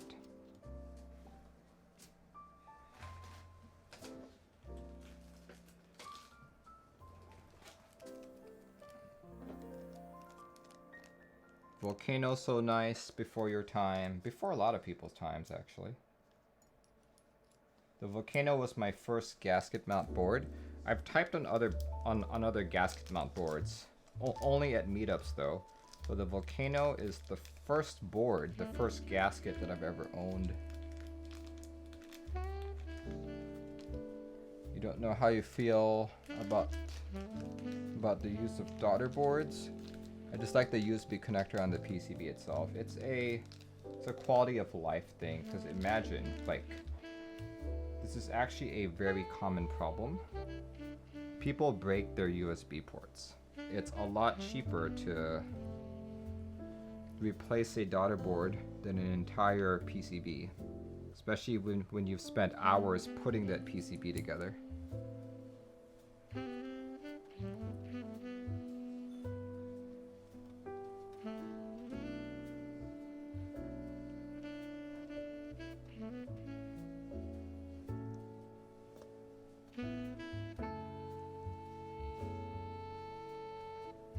A lot of stuff, majority of legacy history boards use daughter boards from my understanding. Really?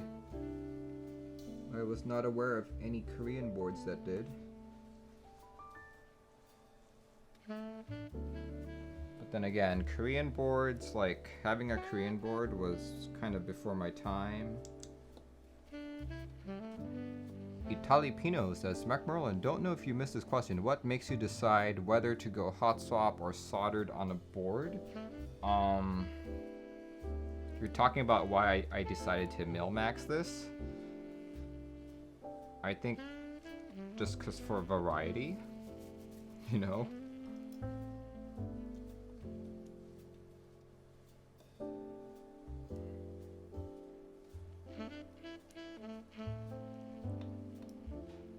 I don't exactly have a formula about, oh, should I do hot swap or soldered? Just my desire to have different things. Variety is the spice of life, they say.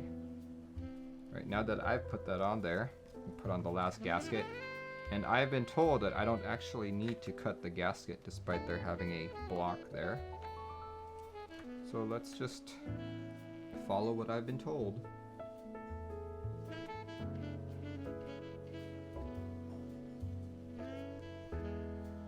go.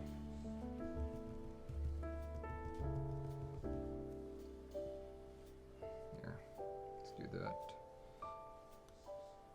One thing I want to do different than the customer board is to put foam in it. We're going to put some foam in this. We get my last foam.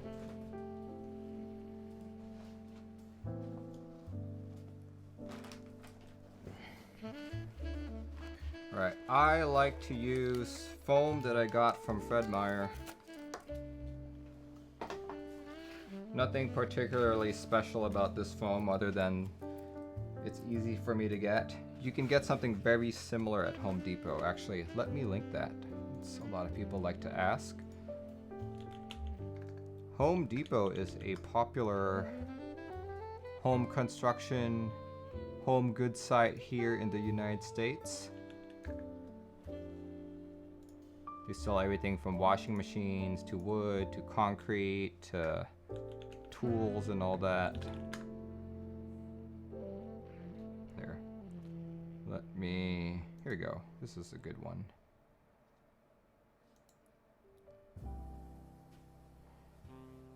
I specifically buy Fred Meyer foam just because it's a lot more convenient than to drive all the way to Home Depot, but you can also order this online. This is the foam that I typically use.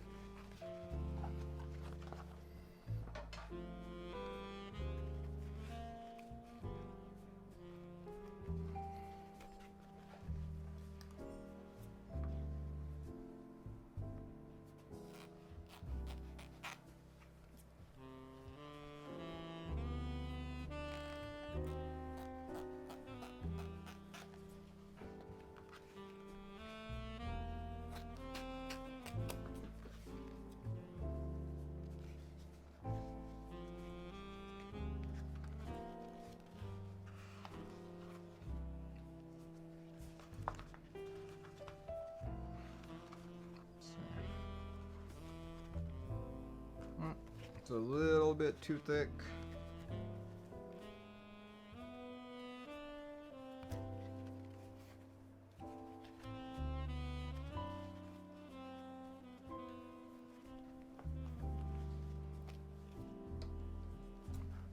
Foam doesn't need to be perfect, to be honest. I usually just give it rough cuts.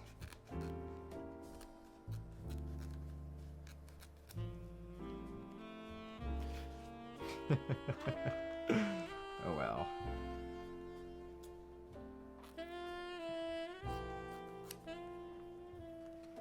Just as long as there is foam in the board, results will be good. Don't judge you based on your foam cuts. Hey, look at that. The most oddly shaped foam. Let's actually cut a corner there.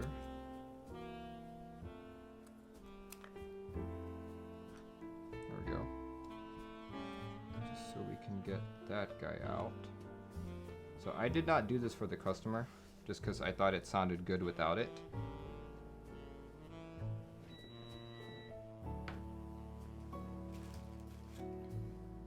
I usually only do this if I deem it absolutely necessary, which in our case it's not. It's not absolutely necessary.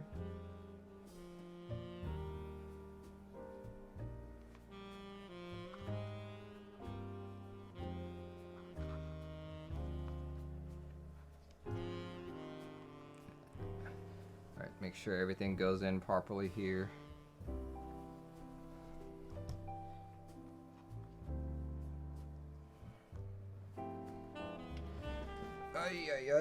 Let's get that cable in.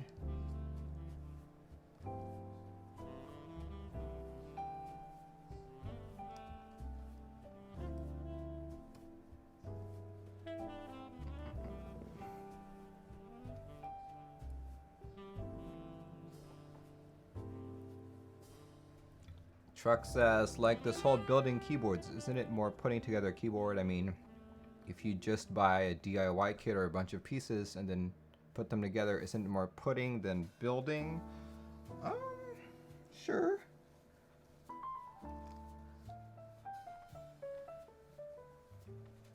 I guess the same argument could be held for PC builds, right? Like PC as in computer builds. Because those are more DIY than keyboards.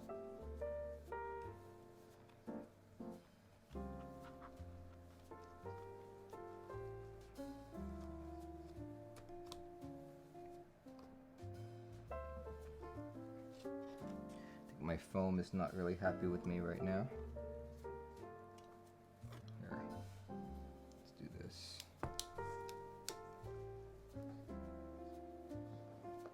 My foam keeps lifting up, and that's what's causing the grief.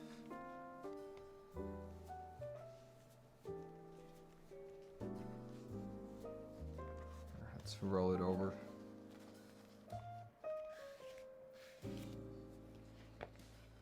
Keeps coiling up, that's why. So let me just fold it over on itself.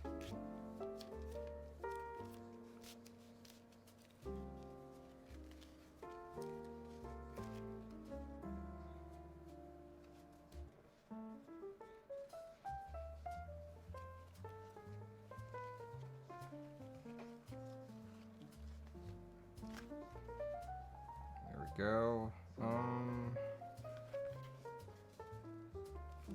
Sure.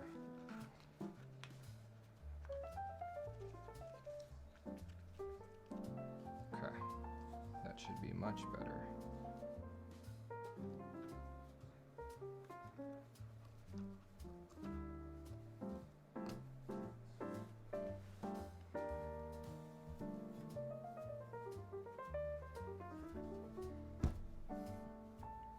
Okay. That seems to be good. Is it?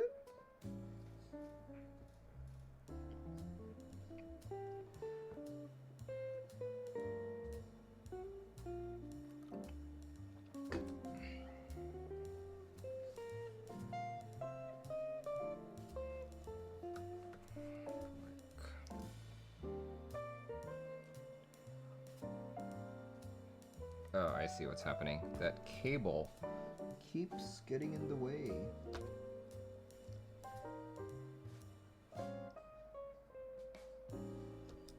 Go in, stay in. There we go, perfect. Yep.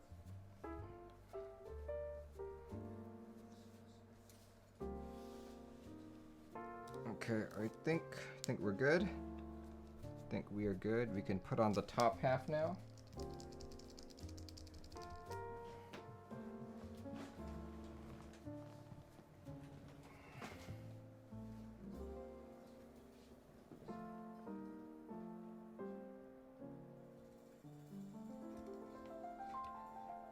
Excitement intensifies.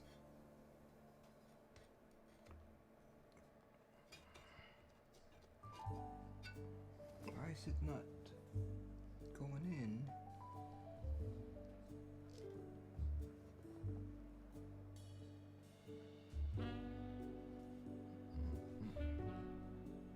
Everything seems good.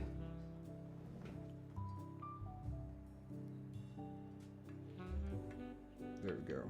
This needs to hook into place. Woo! Okay, this is where it gets a little bit more difficult. So I need to actually... Here, let's get some padding here just in case. Some padding just in case.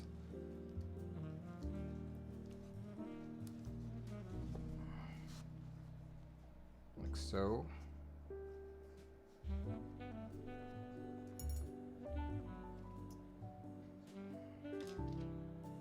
The way to do this, I've been told, is to push down on the base while you screw in some of the screws. So we'll put that guy in there first.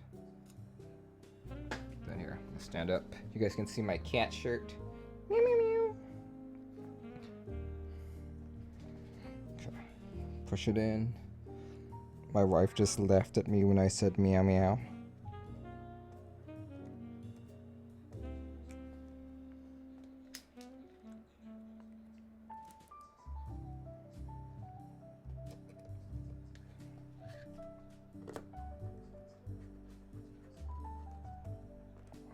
thing you don't have to push it so hard.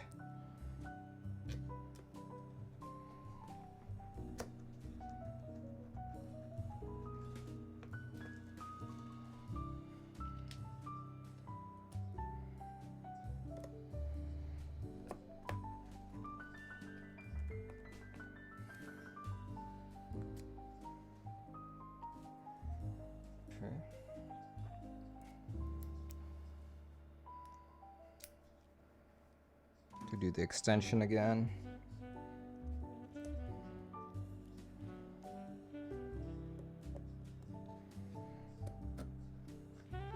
Slato says, meow, what is going on in here? Keyboard building, excellent. Ah, there goes the screw. So I didn't have it all the way in. Here, let's try it from the side. Let's try this side first, actually. Just stand up and do it again. There we go.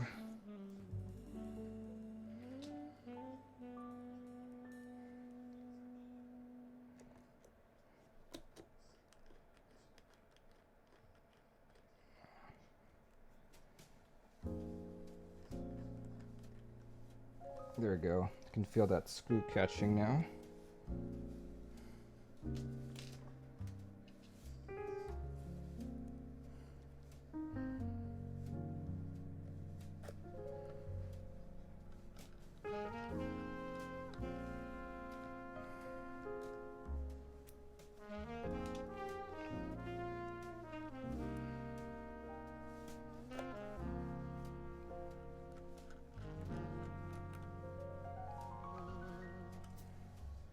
Rolly Polly says, where are you located, west or east? I'm located in Seattle, Washington.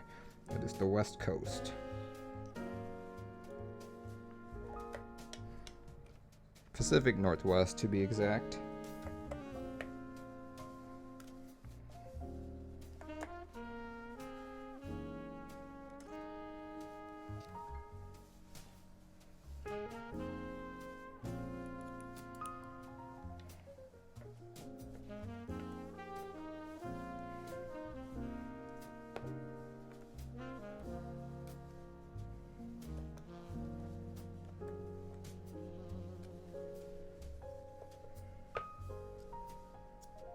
There we go.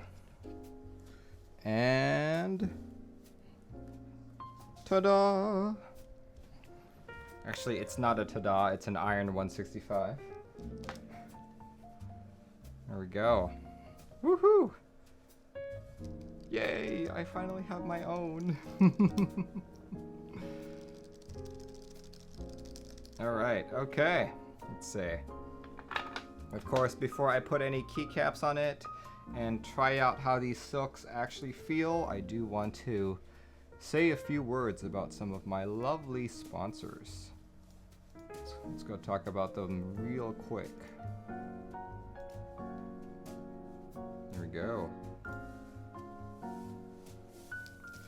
A lot of this channel would not be where it is today if it wasn't for a lot of you guys, a lot of you followers, a lot of you subscribers, but also I have help and support from quite a few very generous vendors, which you guys saw today, in fact. Right, my first sponsor is actually Zeal PC. Was quite literally my very first sponsor. You may know of him of making some really expensive switches, such as Zelios, Telios, and Helios. He's actually located in Richmond, Canada. Richmond, Vancouver, way up in Canada. I like his switches a lot. Like I know a lot of people say he's too expensive and there are cheaper alternatives, but the thing I like most about Zeal is because his shipping is very on point. Other than the Xeno. I didn't say that. But he's always trying to innovate and all that. What I usually recommend to people is that don't buy it directly from Zeal because it's really expensive. Wait till either a group buy happens on Drop or a group buy happens on any other vendor that you go through, because it drops prices by about 30 cents per switch. If you follow him on Instagram right now, you will see his 3-in-1 switch, clicky, linear, and tactile. So definitely check that out if you're interested in some of his upcoming projects. And I always forget, there's the link for ZealPC. Alright, what's next? My second sponsor is Novelkeys. In fact, these switches that you're seeing in front of me, these silks, were a surprise from Mike. Mike said he would send me samples, and honestly, I was expecting like 10 switches per, but he sent me enough to build a board. And thanks to you guys, or at least the people who were watching at the start of the stream, you guys chose that I use silks instead of alpacas. So hopefully I did not go wrong with that. We'll see though, we will see. Here, let's see, let's go back on his website. What's going on Novelkeys these days? Let's see. He is located in West Virginia, United States. And he has quite a few group buys going on right now. One of them is GMK Mecca. There we go, GMK Mecca. This group buy will run until August 7th. So you have quite a few more weeks. But because this is a GMK set, stuff is just completely backlogged right now. If you buy this today, expect shipping in March 2021 or later. Keep that in mind. Base kits retail for $125, Berserk base for $115, extras for $52, novelties are $65, and space bars are $30. Yeah, definitely check it out. His other group buy is actually the one that I'm still debating on joining or not, but I really like it. GMK Hammerhead. Because it is GMK, expect shipping of July 31, 2020 or later as well. Just because everything is completely backed up. You have the option of 2 base kits, similar to Mecha 1. First one is light for $125, and dark for also $125. Personally, I would go for the light, just because I think that looks much better.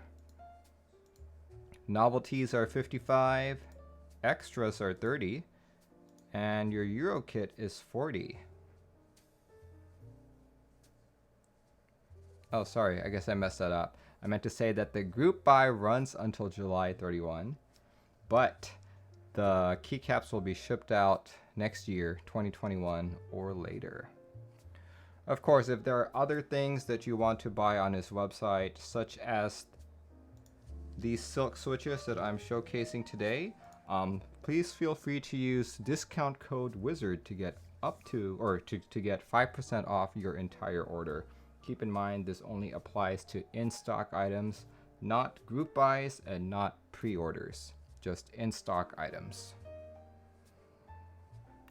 Let's see, Cuber says, damn COVID. Yeah, I know, man. All right, my next sponsor is actually DixieMech. DixieMech is running 2 group buys. One is GMK Nuclear Data and one is GMK Pono. I believe we talked about Nuclear Data earlier. Basically, this is a rerun of a set that used to be in SA. I believe the original vision was to have a nuclear facility friendly key set. That's why it was run in SA first. But, you know, SA sucks to type on. So Heinebusch decided to put this into GMK. Here, check it out. Base kit for $125, novelties for $45, spacebar $27, cadet $35. You have until August 1st to join in on this, and because it is a GMK set, I know I'm sounding like a broken record here, but it will be delivered next year, Q2 2021 or later. You can bank on it being later, to be honest. All right, his other set, let's find that. GMK Pono. Hope I'm pronouncing that correct. But look, it's a cat set. If you like cats, this might be the set to buy. There. Base kit retails for 125 bucks and the novelty kit for 50 bucks. Isn't that really cute? Look at that. Look at that cat. Very, very cute. You've got until August 14th to purchase this set. And as always, approximate shipping time Q2 2021. Truck says, is Dixie Mech located in the States? Yes, Dixie Mech is located in Alabama. Like most of my sponsors are located in the States, I believe. There we go. And of course, all of these sets also have their own proxies. If you're not here in the United States, check out Desk Hero, MyKeyboard.eu, Daily Clack, Ilum KB, Z Frontier, or wow, look at that. Look at that, guys. It's a new vendor in my home country of the Philippines. Woo! Rotobox. Very cool. Let's see, what else? I like it. I like it a lot. I quite naturally go away from darker sets just because I'm very... I don't like shine. I don't like shine on any of my key sets, but I also love ABS, which puts me in a quandary right here. But I've noticed that key sets that are lighter in color tend to hide the shine more, or in some cases shine a lot slower. So which is why I will not be buying this as much as I love cats. If you guys haven't figured that out already, I will not be buying this. Toodle has subscribed with Twitch Prime. Thank you so much. My next sponsor is Keebio. Keebio is a fellow QMK collaborator. By QMK collaborator, I mean someone who actually has the power to merge your code into master, or even tell you what to do in order to get it merged into master. Let's see, a couple people on stream have showed up who are also QMK collaborators. Zark, yep, Zark is the only one today so far. But Keebio is run by a gentleman named Danny, also known as Baking Pie. He has quite a few boards that are popular, namely the Iris, the J Now, the BDN9. Check it out. I'm actually waiting for this to be in stock, so I see it's in stock. I can buy this. If you guys caught my stream 2 weeks ago, I messed up a customer's build. I soldered in the Pro Micro the other way around, and instead of desoldering, I think it would be faster if I just bought it myself. So that's what I'll be doing. After this stream, I'll be adding this to my cart. But here we go. What other boards do I recommend on his? Let's see. Oh yeah, this thing. I always recommend this. If you have a Pro Micro build, this will save you a lot of time and a lot of grief, because Pro Micros suck. Even though they're about $8, they will break eventually, if not arrive broken. I actually have a customer who I'm trying to build a board for, but the last 2 Pro Micros that I bought from Amazon just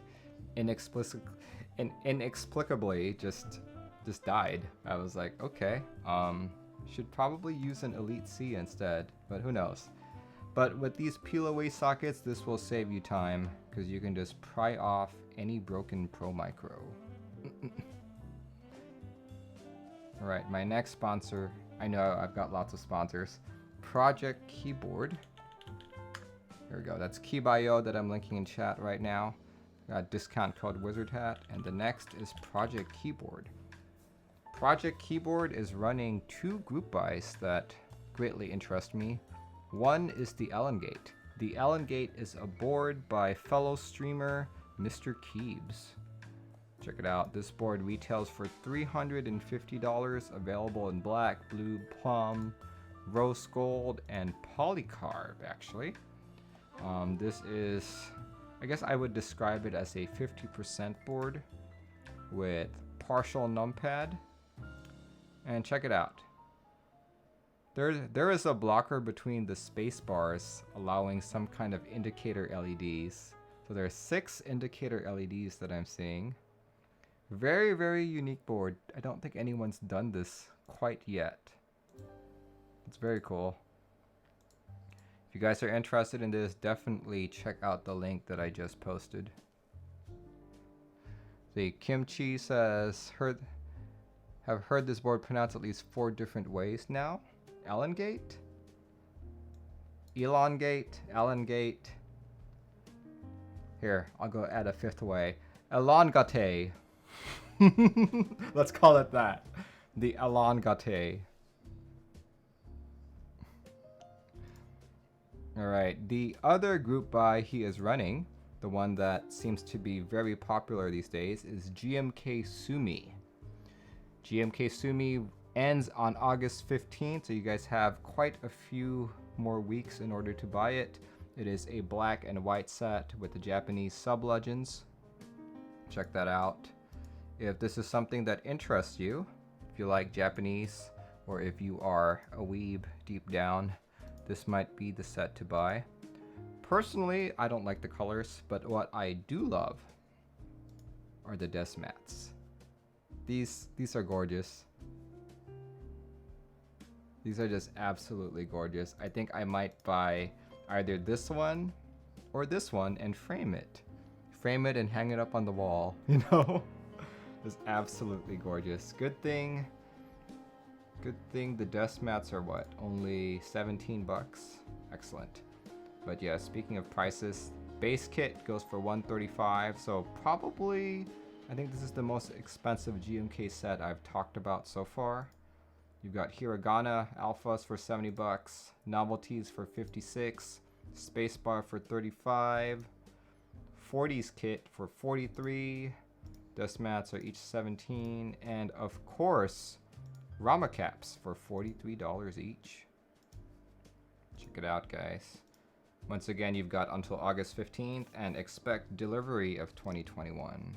However, not that you guys can quite see it here because my chat box is covering. But look at this. Estimated shipping time Q1 2021.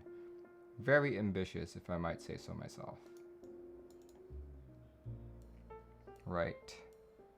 Next sponsor is Canon Keys. Canon Keys is also located in the United States. As you can see, they are running 2 group buys. One of them is SA Mizu. GMK Mizu is actually one of my favorite sets, and while I'm remembering that, I might as well put the link up. GMK Mizu is one of my favorite sets of all time. I'm really glad that I bought the set. I'm glad to see that it's back up in the running, but also sad that it's SA. You know, I have a love and hate relationship with SA. I love how it looks. I feel like it's the best looking keycap profile, but in terms of typing, it's just not something I can appreciate. But yeah, base set is 140 bucks. Homing is 7 bucks. Rama cap 43 bucks for both of them. They look really good actually. You've got until August 1st to purchase this, and estimated delivery date is February 2021. If you guys missed out on the round 1 desk mats, this is your second chance to buy them. 17 bucks each again. And let's see, his other group buy is GMK Bread. Get that bread. Base set is 134. Alt Alphas are no longer available because I think they did not hit MOQ and he just pulled them, if I'm not mistaken. Novelties are still in the mix for 40 bucks. Extension is 43. Rama cap is $56. That is expensive. And an Artisan for 35. Not bad at all.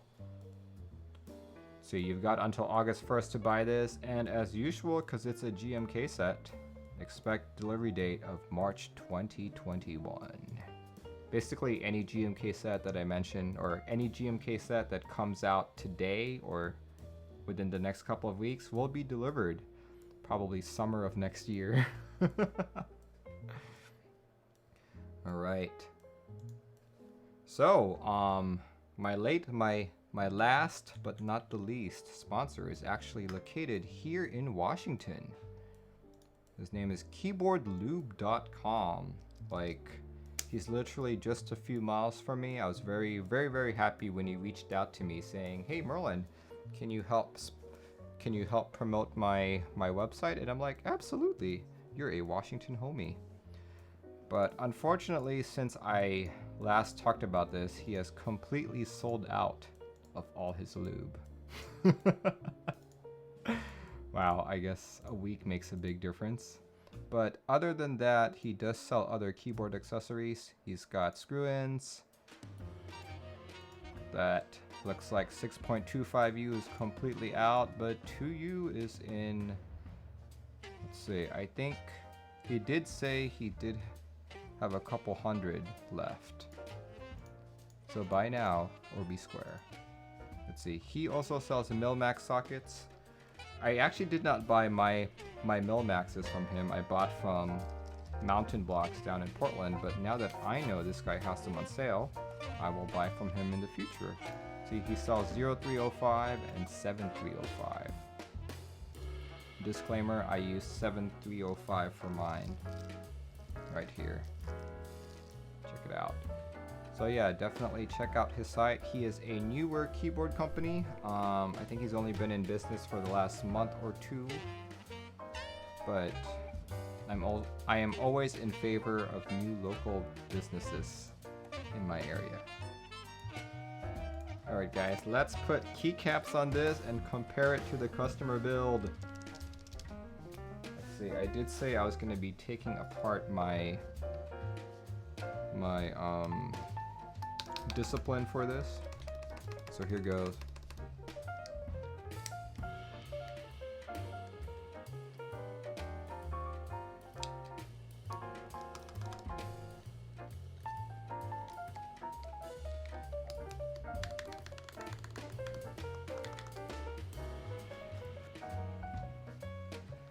I'm sorry, Mr. Discipline, but I need your keycap.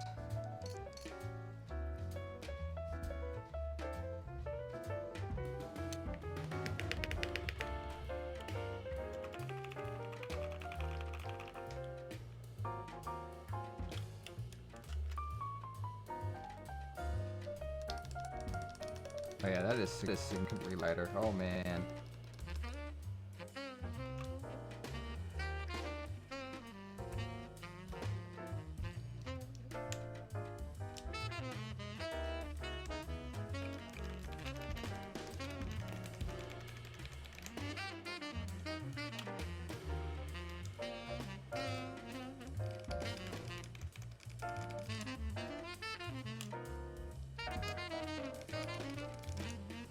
I'm gonna say it already because I can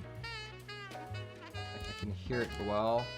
I prefer the Gatoronic sound over the. See that? You guys hear that? Over the 6 already.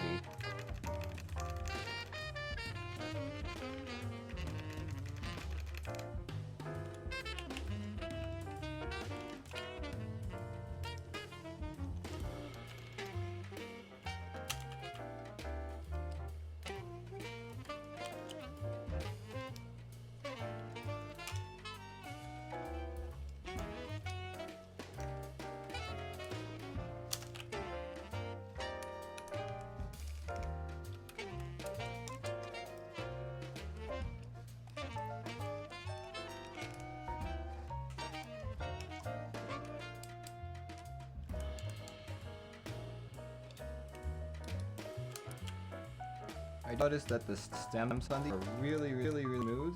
I feel like they're smoother than Gaon ink stamps. Really easy to put these caps on.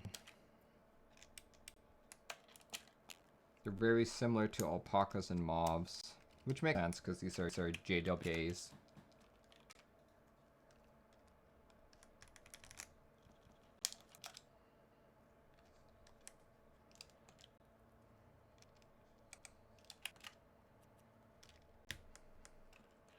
Yeah, so this key set that I'm putting on right now is our GMK olives. Bro, that was really smooth. Oh my gosh, it comes so easily. Holy cow.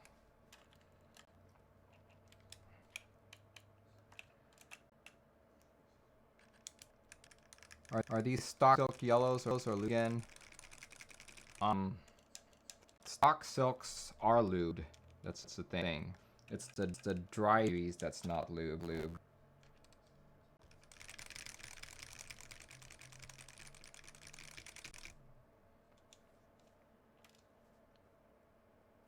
KMG says does double op.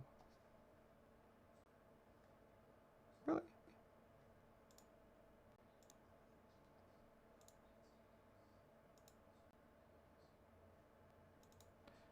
Nothing's changed other than my actual audio disappeared. So let me play music again. There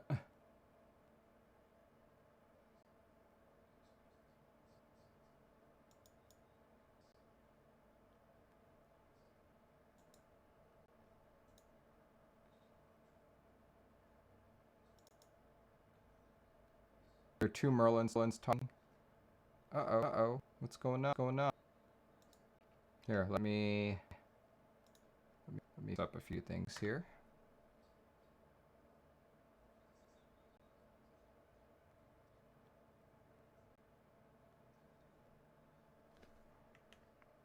That just randomly happened.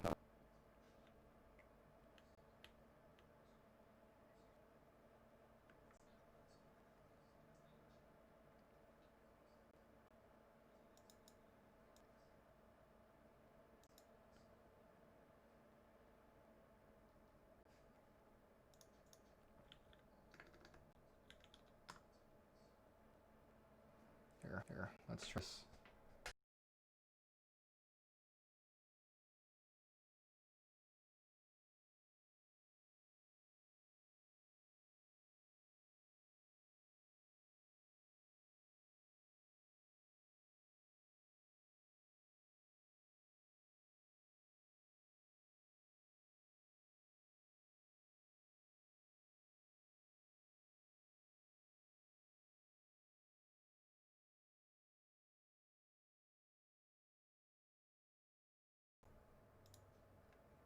Mic check. How's that? Does it sound better?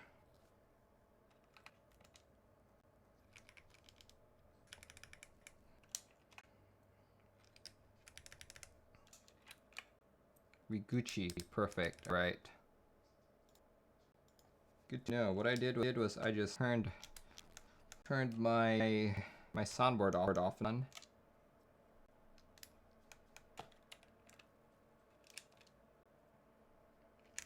It's back. Uh-oh.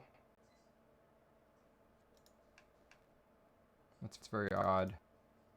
I don't know where it's coming from.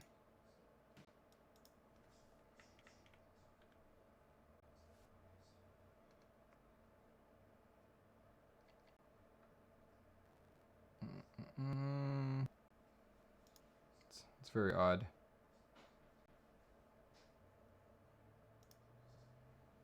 I guess it just started happening, huh?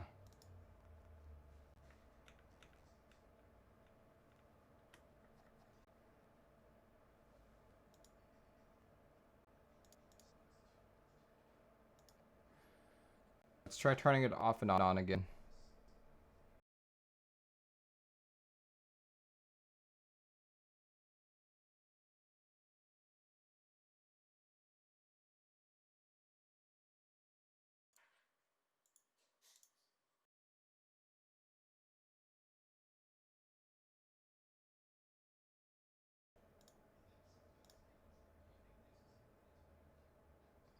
How's that?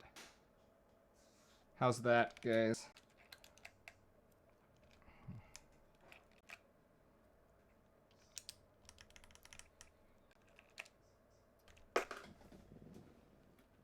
Keep talking. Keep talking. All right. Today I am putting on keycaps, GMK olive. You can still hear it. Harris says good. Harris says it's good. So someone says it's bad, someone says it's good. Okay, Slato says still there. I don't know what's going on, guys. Let me try and set up. Still there, dropping out. Never mind.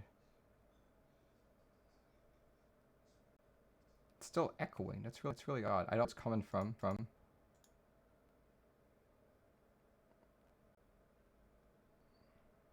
It starts good, then spats up. Uh-oh.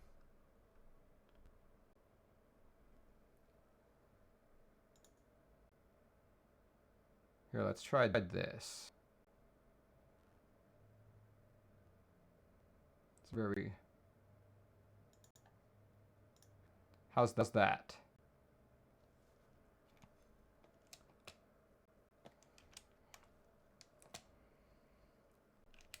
This, I just changed my settings. Can you guys still hear it? You literally sound like a malfunction robot. I heard it, but keep talking. Still there. Oh my word. Okay, here, let me determine if it's my mic.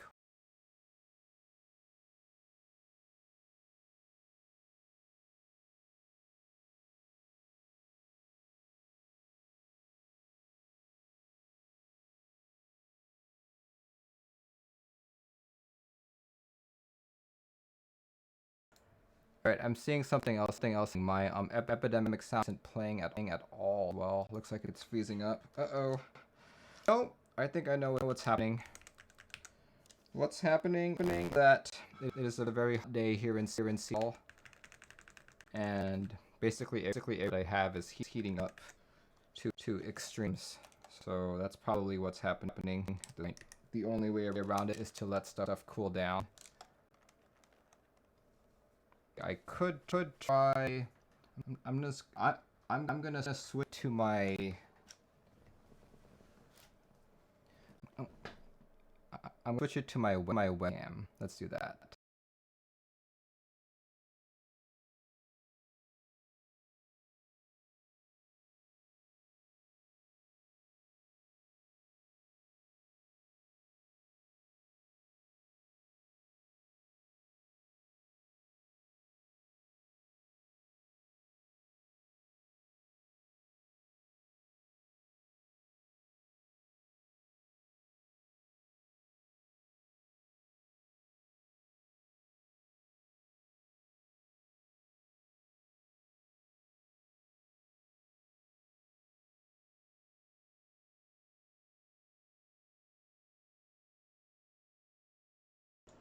How's that? How's that? That's the audio from my webcam. I bet it loud good. Okay. Let's keep it at the webcam. This is the webcam.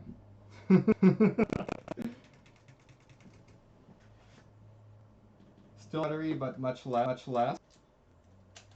Yeah, it's probably this stuff is super hot.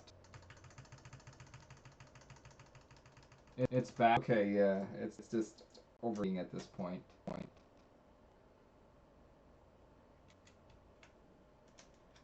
It's just overheating at this point.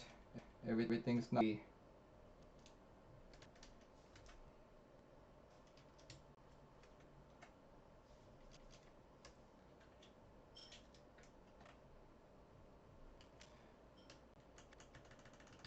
Alright, okay.